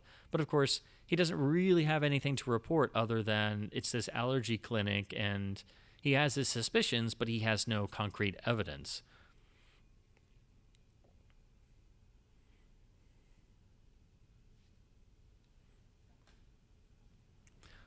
It's a wonderful transitional moment here. It allows some breathing room, and it actually sets up this turn really well because the audience is relaxing a little bit. We're going back to Ruby's room, so we think we're going to get a repeat of what happened before. Bond maybe tries to fish for a little more information, but he's pushed it a little too far because, of course, we get this moment of absolute surprise. It's perhaps a little funny that, of course, that's Irma Bunt in the bed instead. Now, this is wonderfully done with just a number of zooms. There's a little tiny bit of slow motion there when Bond gets knocked unconscious. And this wonderfully sets up Bond being caught, knocked unconscious, and then it's perhaps a little morbid here. We immediately get Merry Christmas 007, and Blofeld starts putting the tinsel on the tree just maliciously. And what's great about this is they get the whole charade out of the way very quickly. Bond tries to stick to it as much as he can, even though he's very groggy. But he realizes very quickly that the game is completely up. And you see the defeat in George's face. And he responds with just this wonderful rush of anger because he's tired of this whole charade. He's been chasing this guy for years, and he's gone to all this effort, and he's been exposed. And so his first natural reaction is some anger. And now he sees, of course, that Campbell is, of course, dead. But he tries the classic tack of, that Campbell would have made a report. Blofeld throws it right back at him. And we see very quickly that Bond is at his, lowest point. He is overmatched and is having to seek any way or method out or to out-manipulate the villain, which is the classical scene and what we got in Dr. No for the first time. And that's what always makes these scenes effective. Bond has to be cut down several pegs. He has to be, he has to be humanized. That's why the laser scene in Goldfinger works so well, because there's ostensibly no way out for Bond. He has no gadgets. He has no method out. It was at its best and From Russia with Love, of course, on the Orient Express, where Bond is on his knees staring into his own gun and has to be confronted with his own failure, as this scene is doing wonderfully. And of course, Blofeld here fills in the last missing puzzle pieces and talks about Vitus Omega. But when you listen to the actual plot, Bond follows it up with, it also means perhaps the loss of the entire human race. And Blofeld concurs. So the far-reaching elements of this plot are far more chilling than just mere, eradication of livestock and crops and plants, because if unchecked, or if this goes too far, this biological warfare has the potential to destroy all humanity and the world itself, essentially.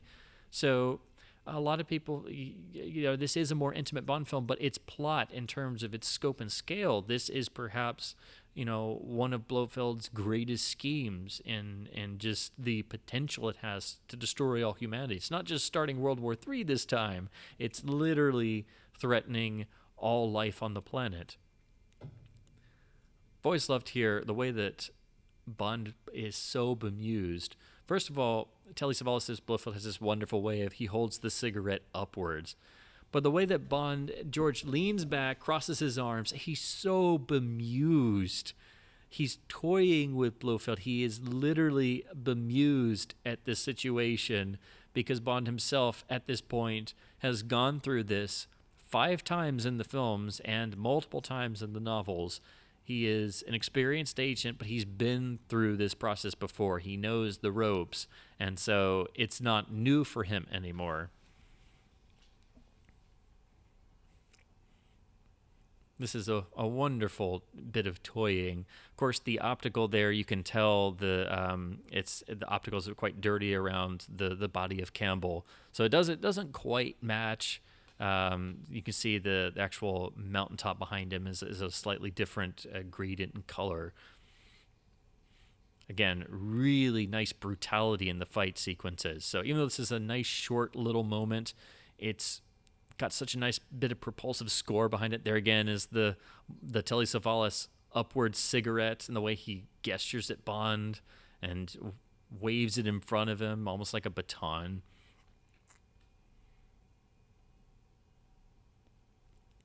And of course, this is the iconic cable car machine rooms. And of course, you have to wonder, I guess they didn't have a prison cell a la Goldfinger built into Peace Gloria, but you would think that they wouldn't put Bond somewhere where he could potentially escape. But the idea here with this giant chasm and everything, that there's nowhere for Bond to go. It's suicidal to try and climb the rope, because of course, as soon as he steps over the wheel, it starts up, and the way it's designed on the soundtrack is very jarring, because of course it's the first time that it starts with us in the machine room. So again, even the soundtrack is very well designed, just like it is on the first 5 Bonds. It's also interesting that for some reason the color purple appears a lot in the film. We have the purple disinfecting light. We have the purple here on all the wrapping of the presents, which of course will be the the actual containers of the virus for these girls to distribute and their means of communication with Blofeld. So, of course, he does have everything worked out. So every great villain with a great plot needs to have all of the eventualities well planned out. So there you see Bond has been timing the running of the cable car with his Rolex, with the second hand. That's something it's a very minute thing, but again, everything that Bond does is intelligent and driven by the plot. So he's not just sitting there waiting for it to end and to stop. He's literally timing it. So for the rest of the sequence, he is in his head counting the seconds of how long it takes, so he knows when it will stop. Here's a wonderful transitional edit. We cut from the beauty of that scene with the background music, and then we cut right back to the machine room with the loud noise of the motors going and everything. So it's a wonderful moment. And of course, Bond has to, again, use his ingenuity. So in addition to timing the length of the cable car, he tears his pockets out to create a sort of glove to make it much more feasible for him to be able to try and climb on the very rough cable car rope. So again, no gadgets here. It's Bond and his wits, and it's two-fisted. And, at any moment in time in this film, any mistake, and he's really had it, which does come quite close here when the cable car starts early. And of course, since we've seen the brainwashing now, all we have to have is that noise. And it's really effective when they all immediately pass out. And then we get the spectral voice of Blofeld, no pun intended. Of course, if you look closely in this sequence when Bond is on the rope, you can occasionally see the face of the stuntman, but of course, this was not intended to be seen, and you wouldn't have seen it on original prints.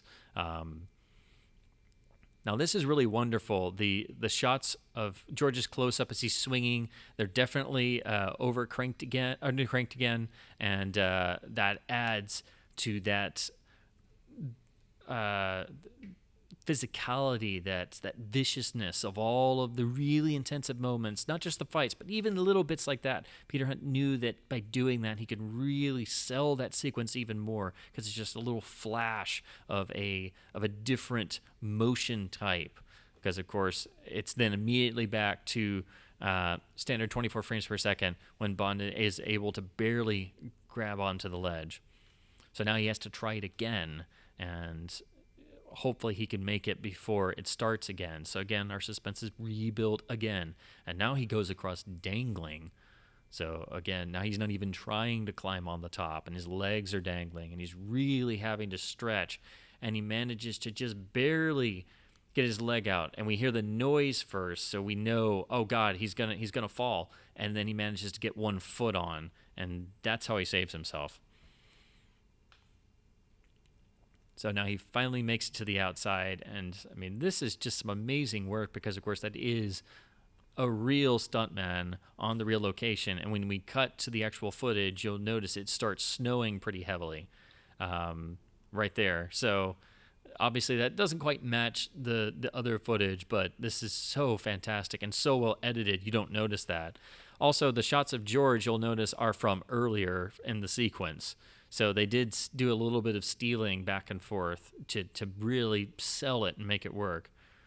This is a great suspenseful moment, because, this would be horrendously painful of the wheels going over his hands.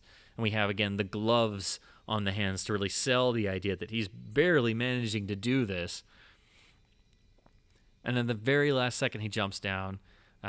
Maybe it's a little improbable that he can go all the way to the ladder, but it's just so well cut together.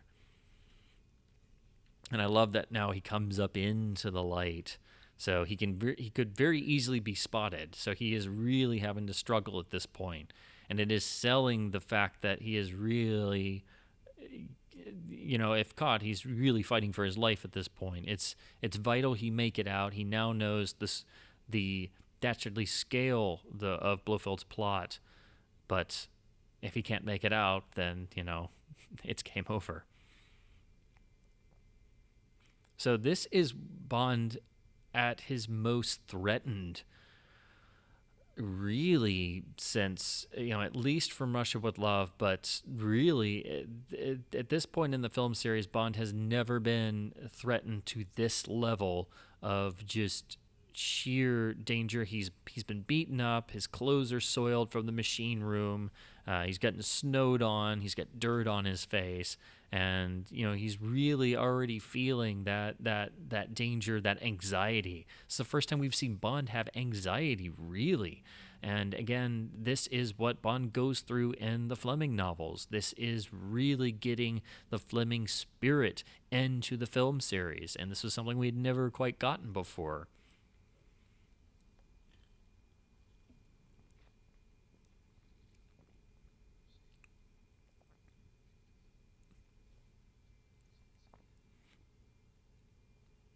This whole sequence does have that nice otherworldly touch to it because they all follow the instructions. They all have no emotions. They all play it the same way, all of the various actresses here, and that sells the sequence to. And also, nice touch here when Blofeld instructs them to adjust the control, then his voice comes across the little speaker box and has that narrowed in effect. So he's now talking to them through the devices. And then when they close it, it goes back to filling the whole room. So that really helps to sell this sequence. It's a little tiny thing, but it's a really brilliant piece of sound design, which when it's at its best, it's totally invisible as it should be. And again, this is a Christmas film because we have the shots going through the holiday tinsel on the tree. And now Bond has inadvertently figured out exactly how he communicates with all of those girls. So again, Bond has now gotten all the pieces of the puzzle he needs and now must escape Piz Gloria. This little moment here when he hides in front of the elevator door, and of course he's on front of the actually on the spikes and feels his back, is like, oh, that's actually kind of sharp. That of course sets up in the climax the killing of Gunther by Tracy. Now this is one of the great moments of suspense. The elevator chime goes off and then nothing happens. It's held for just long enough to where the guard gets curious and the entire audience starts to sit forward in their seat some. And he goes all the way over to the door, and it's held just long enough before we get this just titanic explosion as Bond charges through the door into just this ultra-fast, brutal fight that is over in just a few seconds with a lot of very quick cuts, a lot of frame cuts that Peter Hunt would do in the editing. So while he was the director, he definitely was very much concerned with how the film's pacing would be in the editing, because, of course, when you finally have the editor direct, of course, he's going to automatically be thinking about how every scene will be edited and finally cut. So while some people may not be a fan of that style and find it slightly unrealistic, the impact of it makes it, so much more brutal. And the fight sequences in this film are the most brutal in the series, short of From Russia with Love. So again, going back to From Russia with Love as the template of the more serious and grounded of the Fleming-inspired Bonds. But always undercut with the necessary amount of dark humor. And now Bond will make his escape from Piz Gloria, and we get the first strains of what become John Barry's just pulse-pounding escape music. And we get the nice red light above as Bond goes out into the night.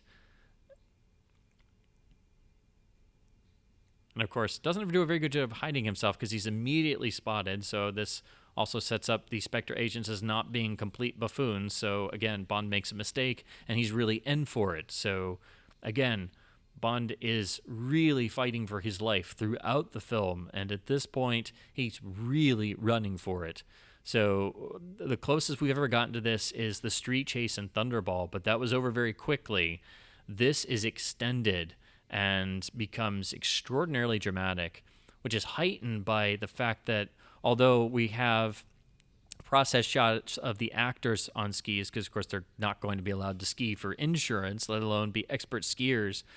All of the actual ski footage is just breathtaking.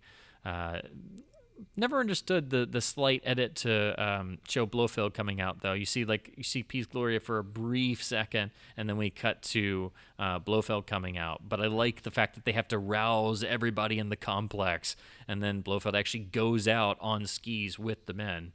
But again, the sheer movement of all these sequences are just staggering.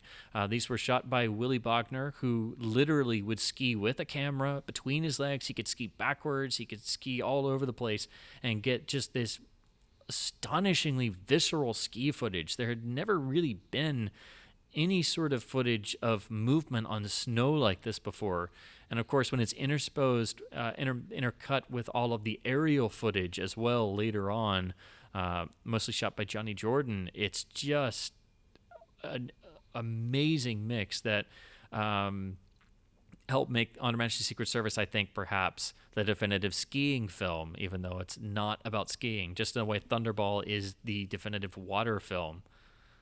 There's the line, we'll head him off at the precipice. So again, that's why some people maybe think that Blofeld in this film isn't quite grand enough, which is understandable, but just as the story and Bond himself are more human, even Blofeld is more human. And here we see Bond go down. He loses a ski, and now it's going to be even more difficult for him to escape. And he manages to continue on with only one ski, again, heightening the drama and the fact that he is barely managing to elude his pursuers at this point.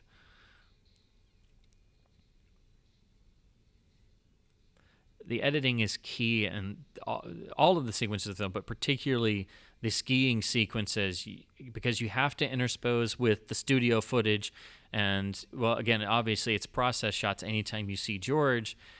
And the various other actors, if you notice, they do keep a sense of movement in all of the backgrounds. So it's a little shaky, but it's held on just long enough, and with the backgrounds moving, it keeps the sense of movement throughout to match the actual location footage. Because if you lost movement in this sequence, it would be absolutely cataclysmic, because it must go to this point where Bond almost completely goes off the side of the cliff and just barely, again, manages to survive.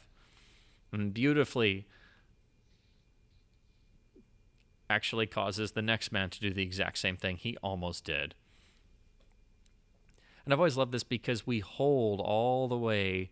We see the guy go all the way down, the sound trails off, and we actually hold until he actually hits the snowy floor. And I've always loved, you see the shadow of the dummy going down, and then it hits. So we think it can happen with the second guy, but it actually doesn't. And we get this absolutely brutal sequence where Bond is trying to not be discovered and has to just strangle the life out of the guy with his own ski. It's just absolutely brutal. And the sound that the guy makes as his throat is being crushed, that wow, it's just visceral.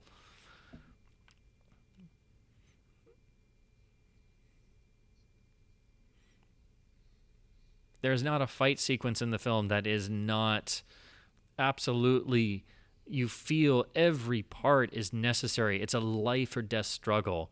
And then, of course, the death scream gets cut off when the guy's head smashes against the rock, and it just immediately cuts off. Bond steals the dead man's ski and is able to evade his pursuers just barely, because, of course, they have made it to the village as well, and there's nowhere else for him to go. So yes, he's evaded them for now, and now he runs into essentially the ground crew, who get informed that he's escaped. So again, while he has escaped temporarily, the element of danger has never let up, and he's becoming more and more and more frantic at this point. You see him looking over his shoulder, running around, unsure of himself. We've never seen Bond in this predicament, in this same level of intensity. This is the wonderful bell sequence where they found this actual location and enhanced it with even more bells. So it's so ridiculously loud and just wonderfully designed on the soundtrack, with a nice touch of humor because it's not exactly where you would want to stage a fight. So in that way, it's perhaps similar to what turns up in the tiny elevator fight in Diamonds Are Forever 2 years later.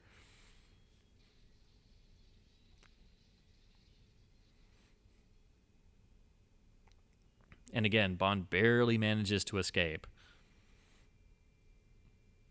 And using his wits, grabs the hanging coat, steals that to try and disguise himself, and finally a pair of gloves so his hands aren't freezing. And there's some change inside, which is how he's able to afford the ticket to get into the ice carnival. So otherwise, he couldn't even get in there to try and escape. When we see the editing start to pick up, we see the forces of Spectre closing in from all sides now. The noose is being tightened here. And this is Peter Hunt really reworking the Thunderball street chase, particularly the ending. He actually restages that. If you think in Thunderball, Bond gets spooked by the guy outside the Kiss Kiss Club, well, here he gets spooked by the guy with the flashbulb and the polar bear suit. But here, Peter Hunt is restaging that and trying to improve upon it. So it's the same sequence, but you notice the intensity is more, and everything builds and builds and builds to where it's practically unbearable, just like in Gumbald's office. So again, all exits are closed. The noose is being tightened. Bond he's desperate at this point. Again, we've never seen Bond at this level of emotion. And there's this nice surreal touch of the fact it's happening in this beatific area where you see all these people and happy families going around in the Christmas season. You hear laughter. You see people skating on the ice rink. You see kids everywhere. And we have this life or death struggle going on where James Bond literally fears so much for his life that he finally just sits down and there's nowhere to run.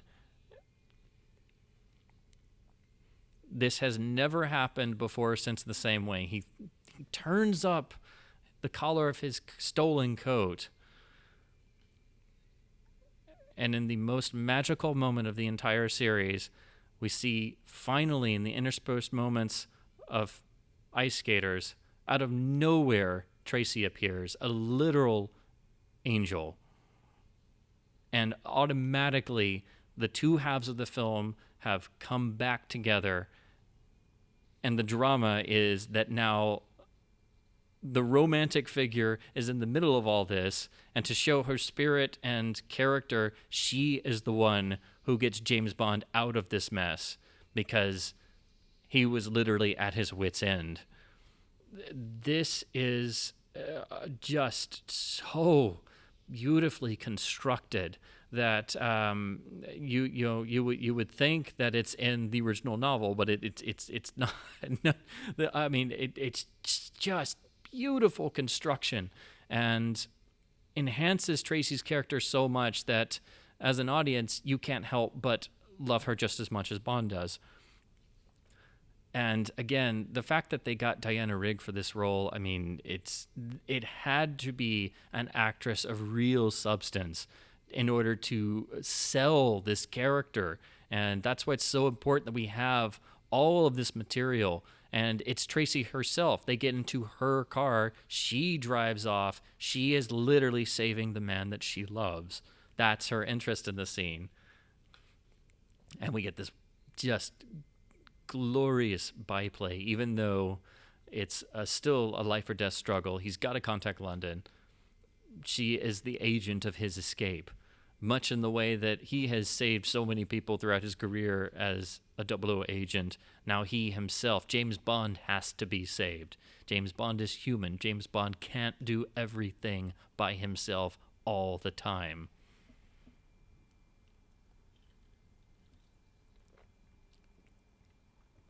And additionally, you can see it in their faces. This is the moment where James Bond really realizes there's something magical about this girl. There's something that she's a person that he's never encountered before.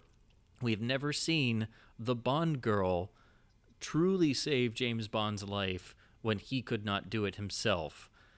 You know, there is a little tinge of that in Thunderball with Domino, but never established in this way. And this is really dramatic because Bond himself is almost assassinated trying to get through to London, and they just barely miss him at the phone booth. He has to duck down. The bullet hits go right above his head. And now John Barry comes in for the first time with the action theme after the interlude at the ice rink. And a really great touch, the Cougar sort of spins out here, and it delays them just long enough for the Mercedes to start to catch up. So this becomes a really nice cat and mouse chase. The terrain is tricky. It's snowing everywhere.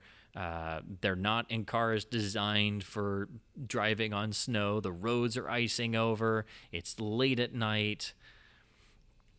So all of these elements really start to build the tension. And, of course, they're not in the Aston Martin DB5. They have no gadgets. And again, Bond himself is not even driving. It's Tracy driving. That's another great thing.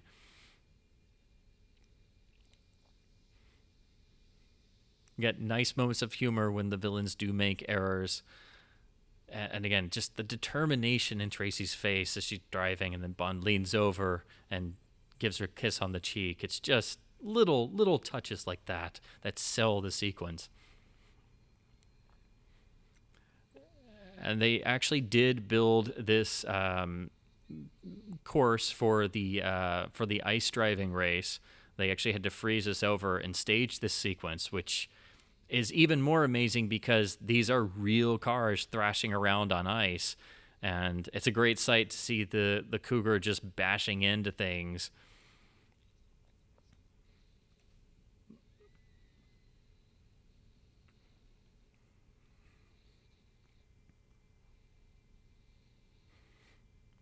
Again, just as in the fights, this scene is completely visceral.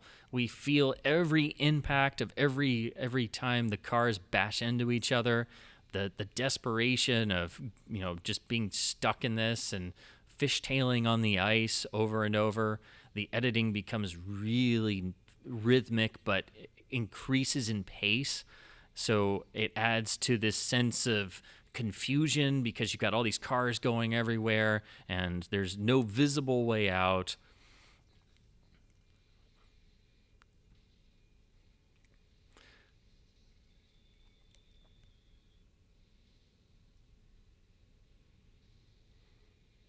And of course, when the car flips over, it's a nice editing touch because, of course, that was other footage just simply flipped in the editing process.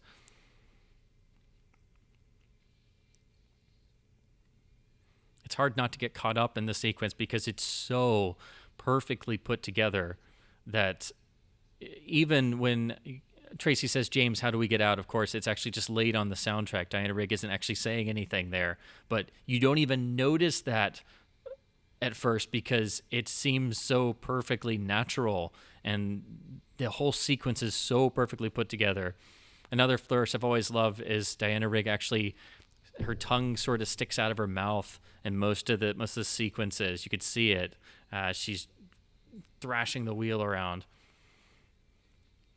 Plus, I loved here when the explosion goes off, Irma Bunt gets burned, and you can hear her scream on the soundtrack, which is just like one of those great little, got her moments. And, of course, always undercut with the necessary amount of humor without overdoing it. That's the key. That's why the throwaway lines are so important. And of course, they've made their escape, but are caught in this snowstorm. So even the best laid plans don't quite work. This, again, Bond is so human that he can't even escape properly. He gets held up by the elements that no one can touch. And this sets up the emotional scene in the barn here. And the fact that they've survived through this night of danger to even get to this point. The danger's not quite eliminated, but they have this reprieve here that allows the necessary breathing room for Bond to really confirm what he's already been feeling and what this night has confirmed, that he is a human man. He is actually in love with this person, and this is the route that he wants his life to take.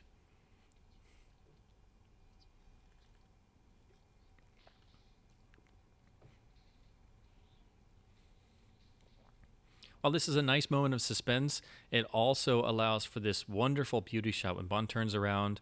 If you notice the shot of Diana there's a nice soft focus on the lens, which is, of course, a classical moment for photographing actresses, and particularly in classic Hollywood. But it's nice that they did that to give that nice classical moment of Bond turning back and looking at Tracy in that particular moment in time. And we have the return of "We Have All the Time in the World" and the music, which helps to sell the romance of this scene, which is increased by the, as Bond puts it, the accommodations around them. It's inherently funny that this is the most romantic moment of James Bond's life, and it's in some barn in the middle of Switzerland.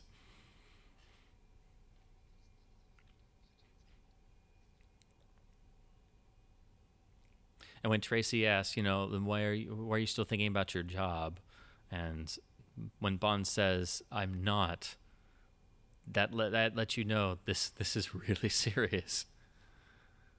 All these people, Spectre is after Bond, and he's just at the point of, I'm literally done with that life.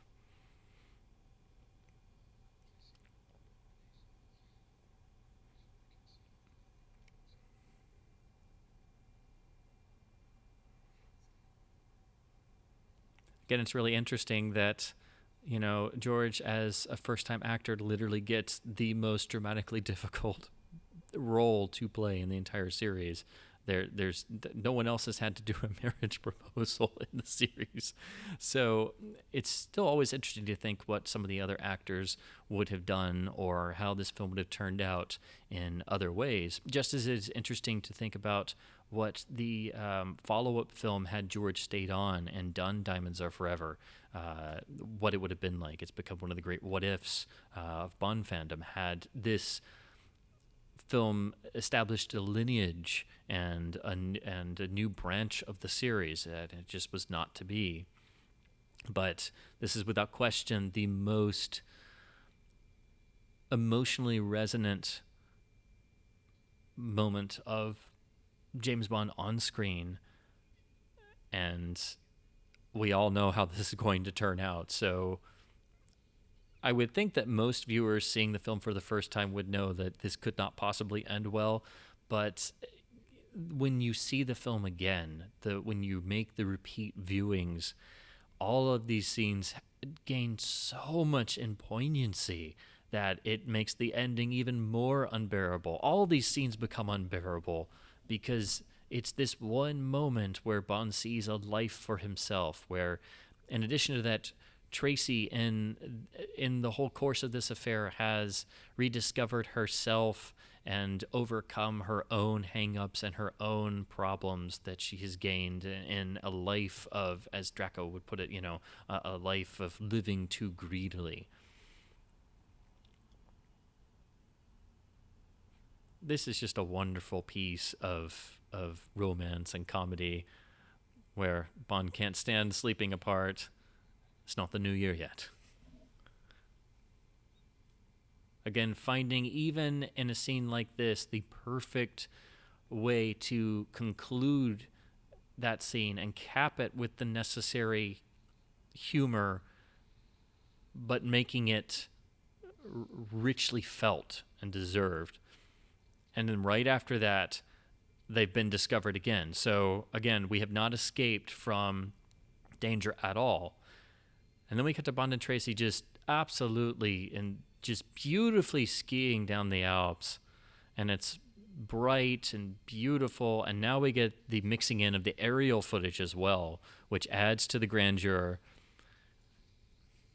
And then the music takes the darker turn.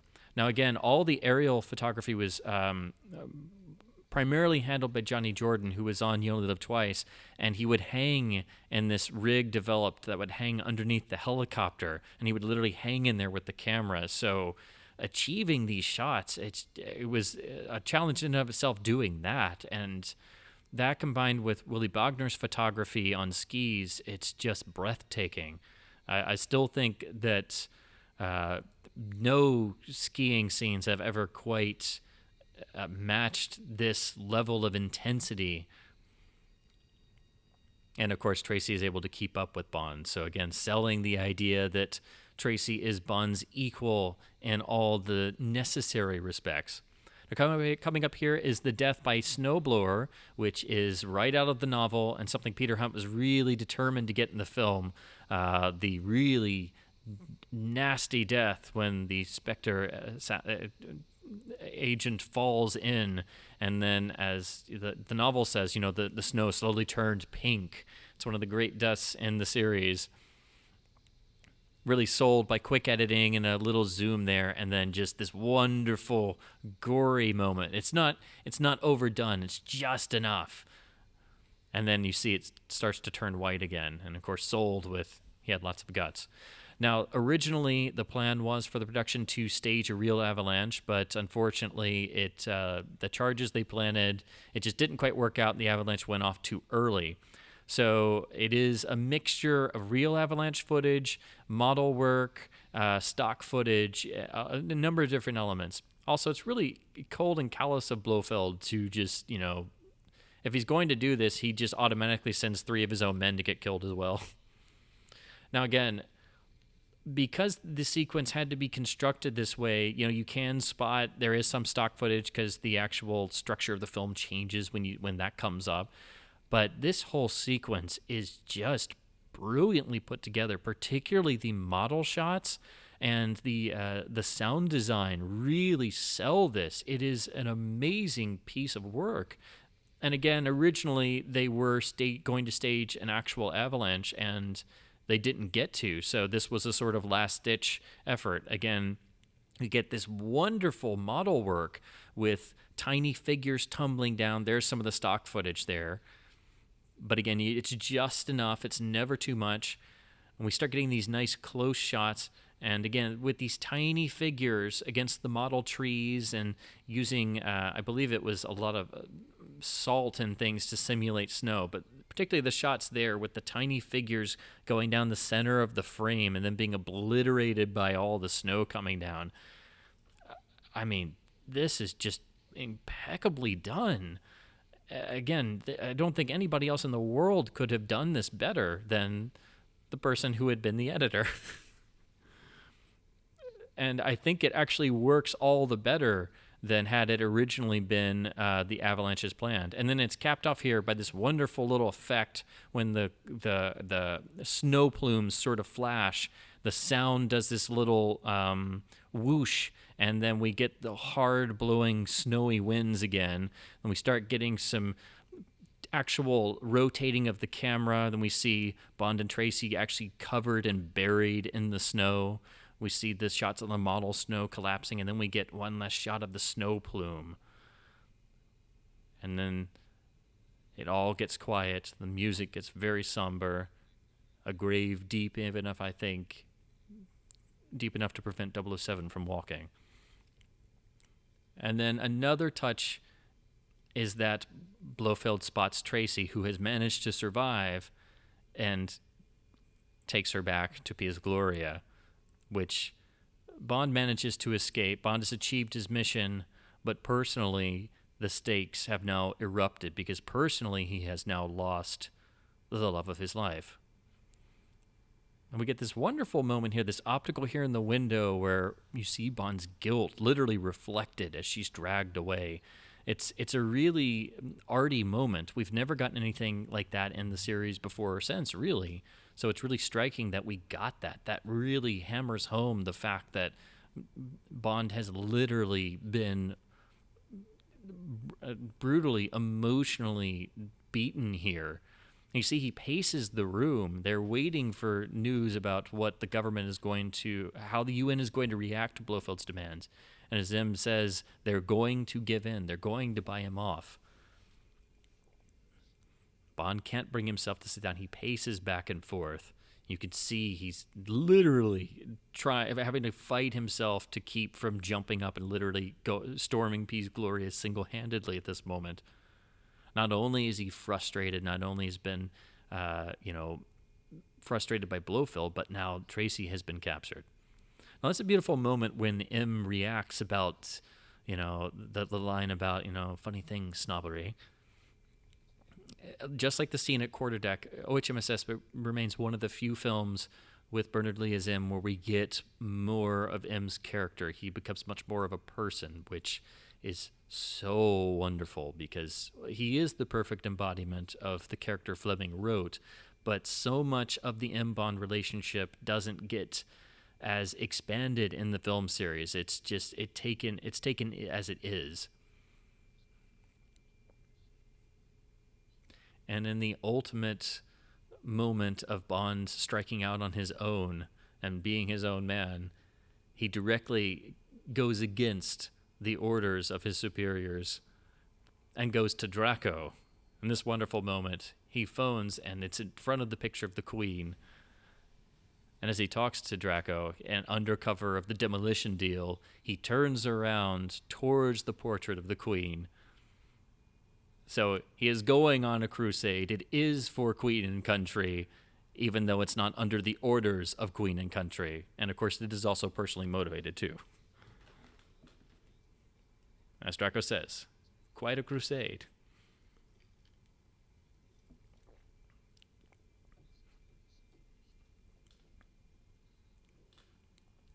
This, of course, is the iconic, beautiful dawn raid on Peace Gloria with John Barry's over and out cue, which builds to a iconic and astonishing climax that opens the first shots on Peace Gloria. That line there about Blofeld saying that Draco has ways of keeping it a closed shop, that's one of the lines that accidentally or got dropped or was cut from the film. The film did actually get cut in certain territories, and eventually on later runs and reissues did lose a number of sequences. So eventually the runtime did start to factor. So apparently it did run its full length on the initial play dates, but in various territories, reissues and things, you started seeing different versions of the film that were running different lengths and missing scenes, certain lines, just things to get it down to a 2-hour runtime. Peter Hunt would say that he would see versions of the film that would be missing the Gumbold's office sequence, the whole suspenseful safe-cracking sequence was cut in certain prints. And so even on home video, it had some cuts and things. So it really wasn't until the first letterbox transfers were coming out in the Laserdisc era when you could actually see the film complete on video. And then even the first DVD was missing that closed shop line. So the film has had a history of having some different edits and different versions floating around.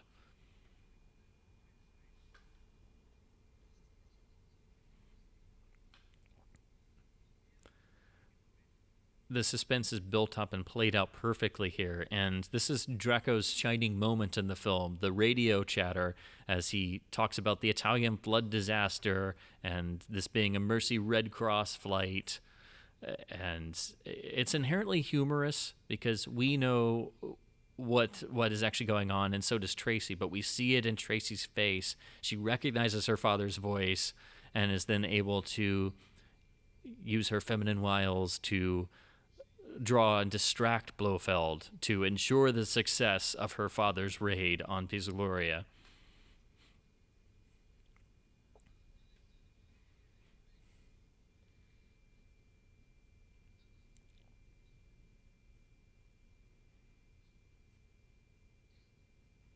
And again, the pacing of this scene is so well built, It never becomes very fast. It allows the suspense to build and grow, and that grows along with the rising of the sun as they get closer to Peace Glory, as they make their final approach, and as the music slowly starts to build in intensity. It becomes really one of the signature sequences in the entire series. It really is one of those great wow moments. And ironically, they do all of this without a giant volcano base. They do it without the spectacle, and the impact is even greater than all of the spectacles because it's all story and character driven.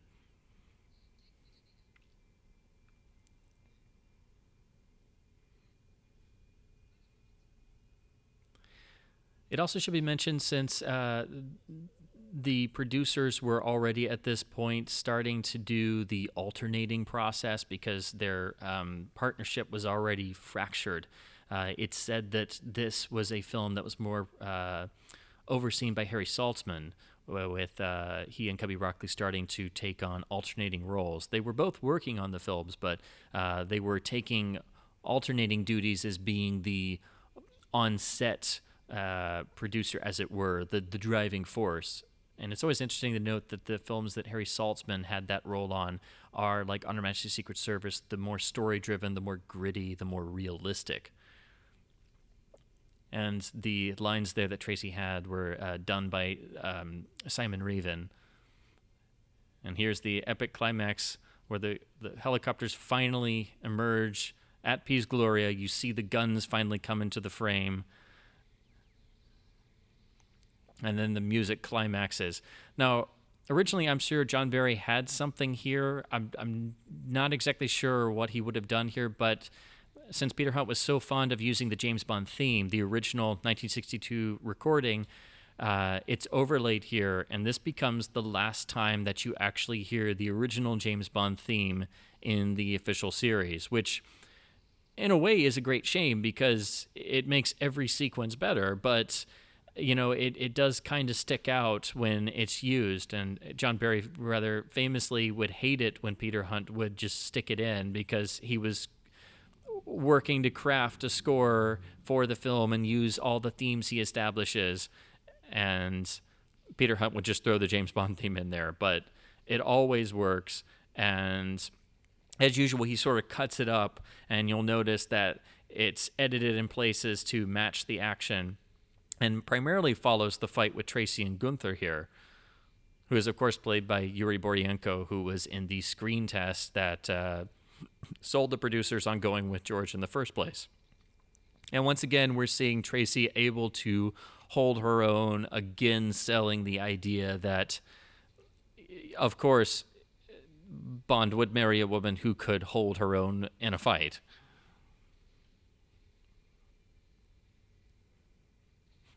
And again, the usage of the Bond theme here does harken back to the early films, and it does give it a nice feeling of that wonderful two-fisted quality that was so important to the original films, and the Terrence Young style that is the soul of the series.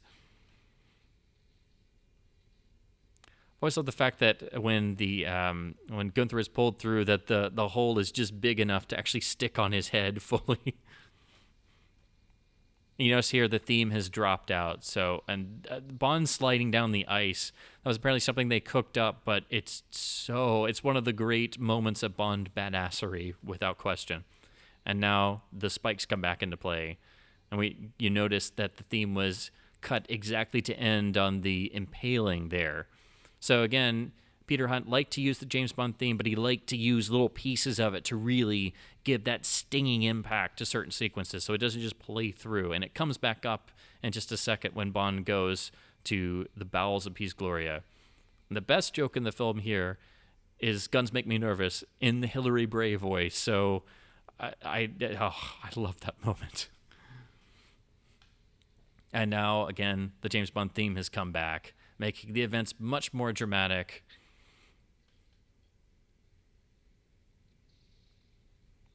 Now we get the ice tunnel, but complete with flamethrower. And it's nice to see Peace Gloria be systematically destroyed. I've always loved the moment here when Bond shoots the scientist and he stares at the hole made in the glass door by the vial of acid or whatever it is that was thrown at him. Just the way that George sort of looks at that almost could have killed him. Of course, Bond does not know how Blofeld actually uses his secret office compartments and has to quickly ransack the office. Again, a nice moment of humanity. He doesn't have all the answers. Again, the theme perfectly timed to the opening of the little window there.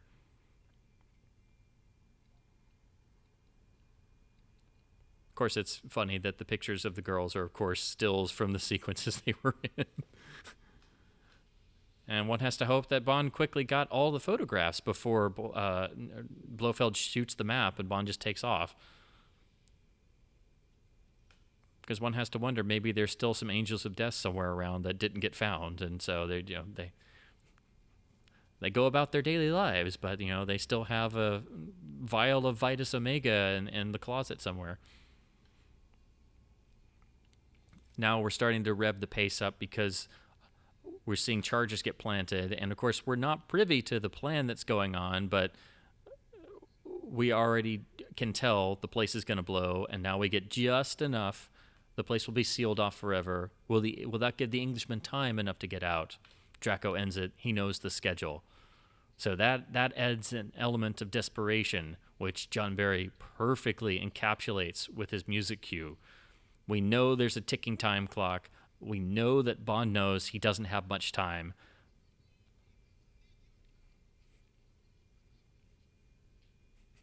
It's funny that Tracy is so determined she's literally going to go back into danger.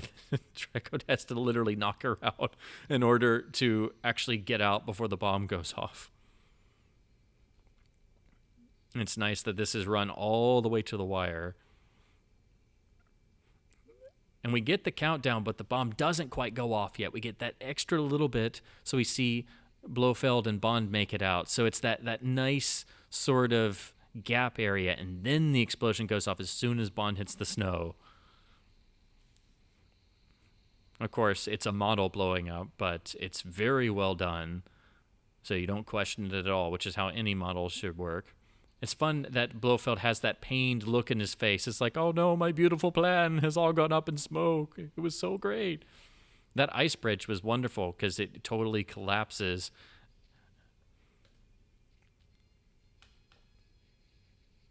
And this sets up the bobsled sequence, which was an extremely dangerous sequence to shoot. They did actually create this bob run for the film, and this was one of the sequences John Glenn primarily handled getting the location footage for, but it was very difficult to do, very dangerous. There were some incidents, and one in particular when miscommunication led to a bob going off early with somebody still in the run, but thankfully nobody was, terribly injured in the sequence. And of course, again, you do have the mixing of the on-set footage of actors in front of projection plates, but again, you have that really necessary sense of movement, and the shots are held just long enough to get the important information, and it's never too much, and it's perfectly worked into the editing of the actual run footage, so it never becomes too obvious, which is always the problem whenever you have to use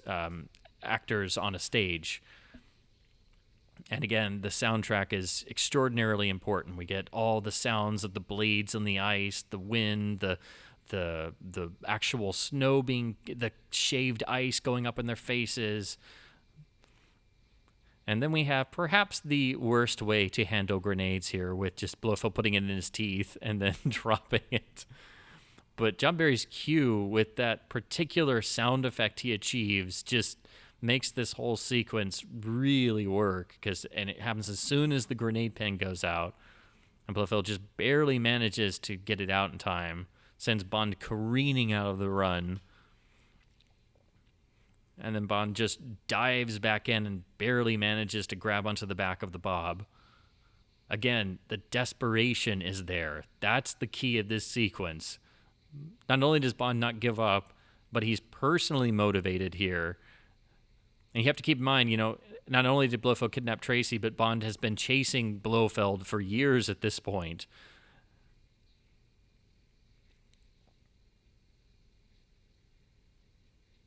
I've always loved the sound effect when Blofeld holds Bond's helmet. Again, that particular sound effect is so gripping when you hear just the thudding of the helmet against the ice walls of the Bob Run.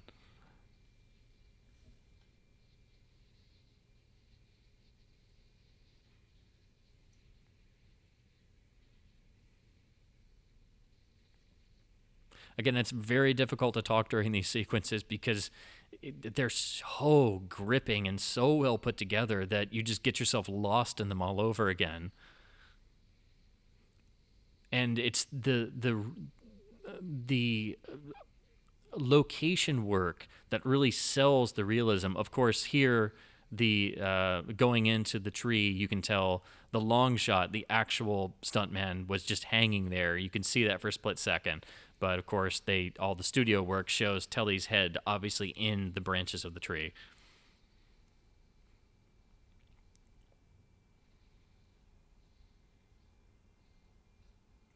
And this is a wonderful moment when the dog comes over, but this was actually something that they actually cooked up, and they had to get it before the sun went down. And the line about the brandy, this was all improvised. They just told George, go out there, the dog's going to come up and say something. And so he had to just come up with that. And it was a one-take scenario.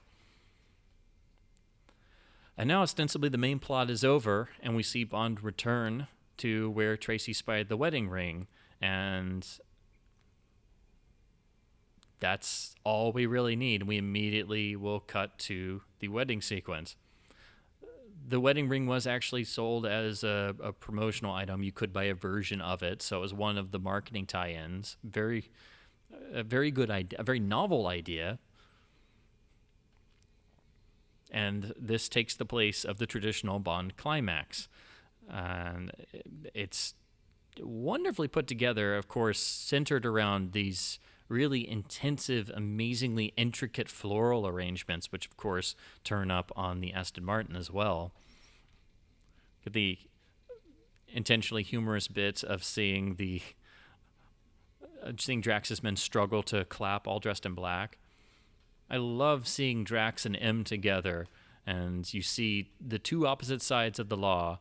M mentions November 64 and the bullion job, so it seems like he's referencing Goldfinger there.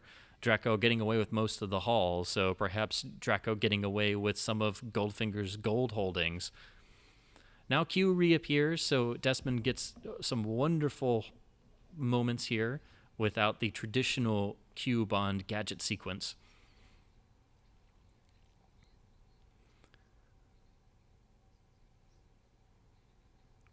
It's always great when you are able to get Q or any of the traditional characters more, not just more characterization, but grounding, and they feel like real people, which Q, M, and Moneypenny all have that depth in the film that they don't have all the time.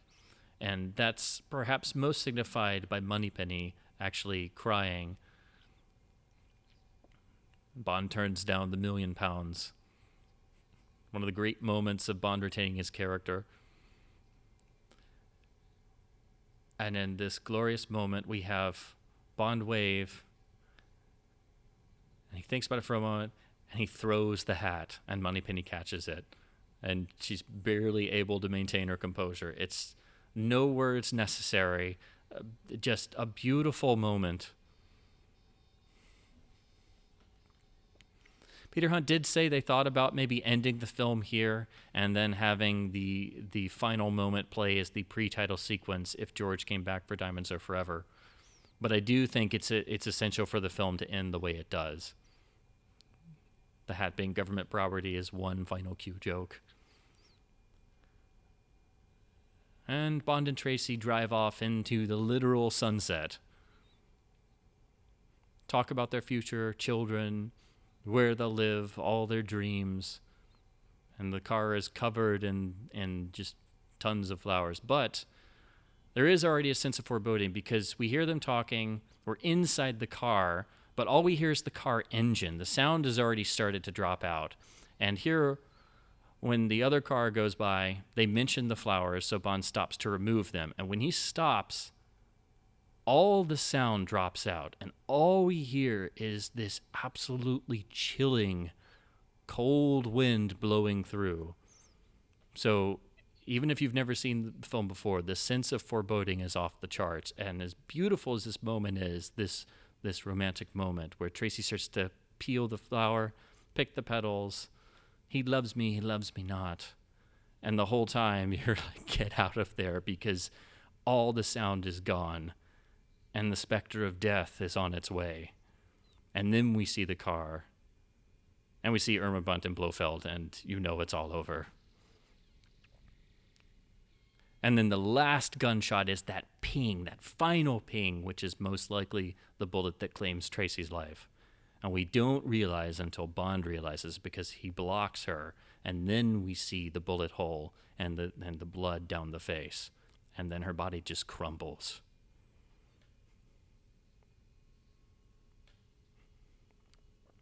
And the policeman doesn't even say anything. Bond has to turn and react. And George pulls this off. Everything in the film has led to this moment. And even though the producers, swore James Bond doesn't cry, he doesn't need to at this point. He's completely broken, fully.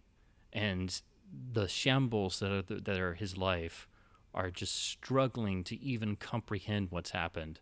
He's not following Blofeld as he was originally. He is completely and utterly broken. And his general malaise at the start of the film and the start of the story have set him up for this. And we slowly fade out, and the final image is the bullet hole in the windshield of the DB5, of the DBS. And we fade out with the final refrain of "We Have All the Time in the World," and then immediately see into the James Bond theme. Some people see that as a problem, but I feel it's really necessary because it assures you James Bond will continue. The spirit of Bond can even survive the death of his wife of a few moments.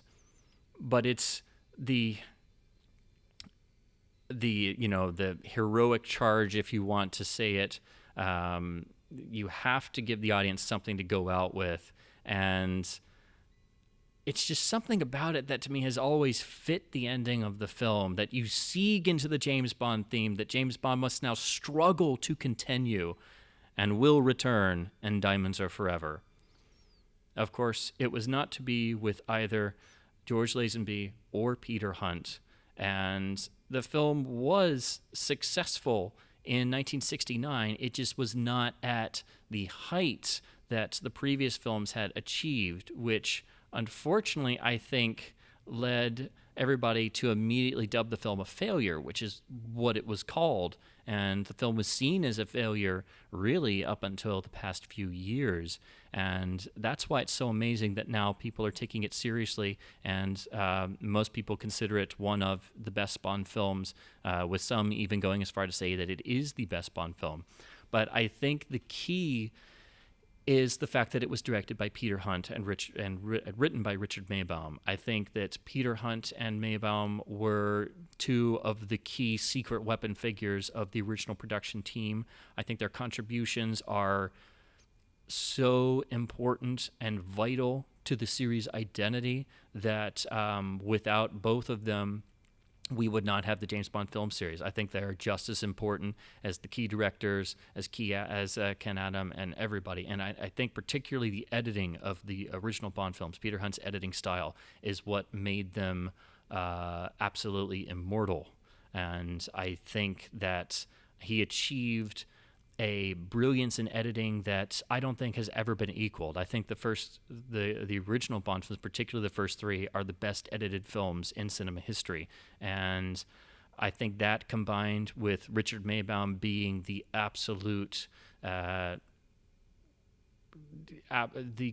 writer who could give Bond the soul he required. I don't think any other writer has ever understood the core of Bond's character and how you make him a believable human figure on the screen, but still with the filmic identity that was established in Dr. No.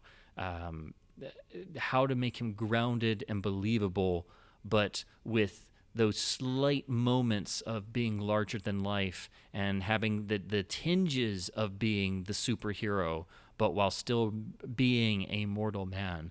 I don't think any other writer will ever achieve that perfect symbiosis with script and character that Maybaum achieved. And again, I think he does his best adaptive work of any Fleming text with his screenplay for On Her Majesty's Secret Service. So I think in many ways it is the film that is perhaps the best plotted of the series, one of the best directed without question, and really takes Peter Hunt's editing, his rhythms, his editing style that he established, and with him in the director's chair, brings that to its fullest fruition. And after this point, with George breaking away from the series and the diminished box office returns, it was still one of the most successful films of the year, but everybody from the producers to United Artists felt that they had to take drastic action. And it's often said that was because the film was seen as a failure and it didn't make a lot of money. Well, the actual truth is it did, but the spy craze had already ended. You Only Live Twice had already seen diminished returns at the box office. So there were a lot of factors, but I think what the actual one was that the notion of Bond had become diminished in the public's mind because it was no longer the worldwide phenomenon of Goldfinger and Thunderball. So something definitely did have to be done to reestablish Bond as a major icon, with or without Sean Connery.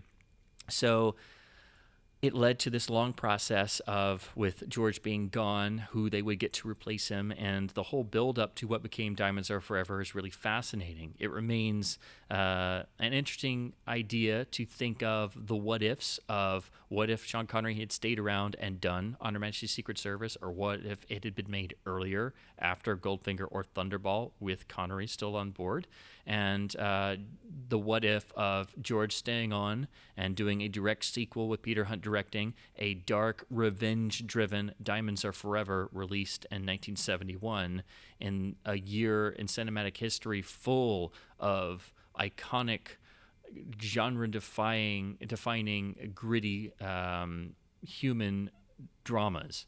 So it definitely would have fit in that year. But I think United Artists was correct in thinking that something had to be done to reestablish James Bond the icon to ensure the series could continue. And this led to them proposing that they try to get Sean Connery to return in order to be able to promote James Bond the icon and sort of bounce back from the perceived failure of On Her Majesty's Secret Service. Again, the key is that OHMSS was perceived as a failure. Not that it was, because it really wasn't. But at the time, everyone, not just the public, but the studio and the producers, everyone, the whole production felt as if it had somehow been a failure because it didn't achieve the same earth-shattering success that Thunderball had. But the truth of the matter was that Bond's time in the limelight, and that intensive worldwide limelight, had actually passed. And it's a natural part of the growth and fading of any popular genre in any medium. So it was essential to bring Bond back to the forefront of the public's mind. And I think it was brilliant of United Artists to realize and insist on this fact. And that's what I hope to cover in my next commentary on Diamonds Are Forever. But I just am so pleased that On Her Majesty's Secret Service is now seen as the great film that myself and many other Bond fans and members of the Bond community have always felt that it is. And I do hope that this trend continues and people start to look at all the original films in the series more seriously, because I think deep, proper analysis of all of the films reveals how rewarding and how multifaceted each and every one is. And it's just still astonishing that the one that was long considered the lost black sheep that only the diehard fans would be able to avidly discuss, instead of being able to talk with family and friends or anyone in day-to-day life, has become a championed film, has been acknowledged by not just fans, not just regular people, but also industry people. There are a number of famous faces who have spoken out of their adoration and love for the film. And so it's just been amazing that even within my lifetime, this has changed. Because, of course, it took me years to be able to see OHMSS properly. It was never an easy film to see. And then most of the times when you saw it, it was missing a few scenes, and it was shortened in various places. So I'm just amazed this turnaround has happened. It's had its critical reappraisal.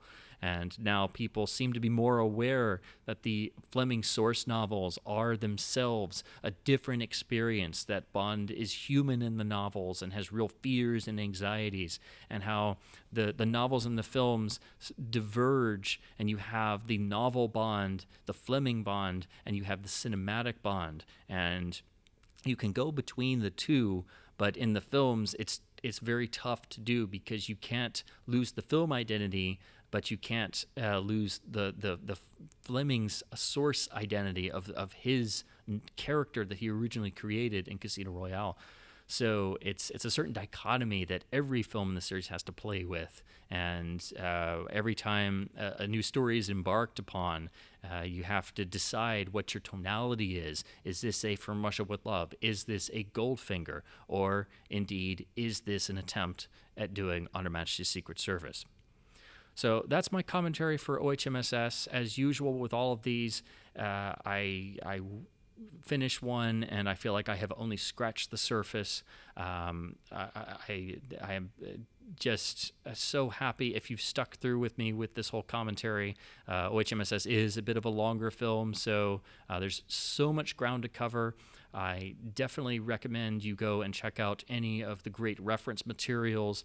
Charles Helfenstein wrote the amazing Making of On Her Majesty's Secret Service book, which is the Bible for this film, along with the great reference work, Some Kind of Hero, which chronicles the entire production history of the series. If you're wanting to know more about the film, please go check those books out. And, of course, also listen to the essential commentary on the DVD and Blu-ray releases for this absolutely incredible film that has never diluted in its impact. And Peter Hunt proved that not only could he direct a Bond film, direct a great Bond film, but also had the incredibly difficult task of making a completely inexperienced actor believable in one of the most difficult roles for any actor. And ironically, he had to do it with the most difficult material, the most emotionally gripping, the most human of all the Bond stories that have been adapted to the screen in On Her Majesty's Secret Service. So once again, thank you so much for listening to this commentary. And as always, very humbly yours, I'm the Motion Picture Analyst,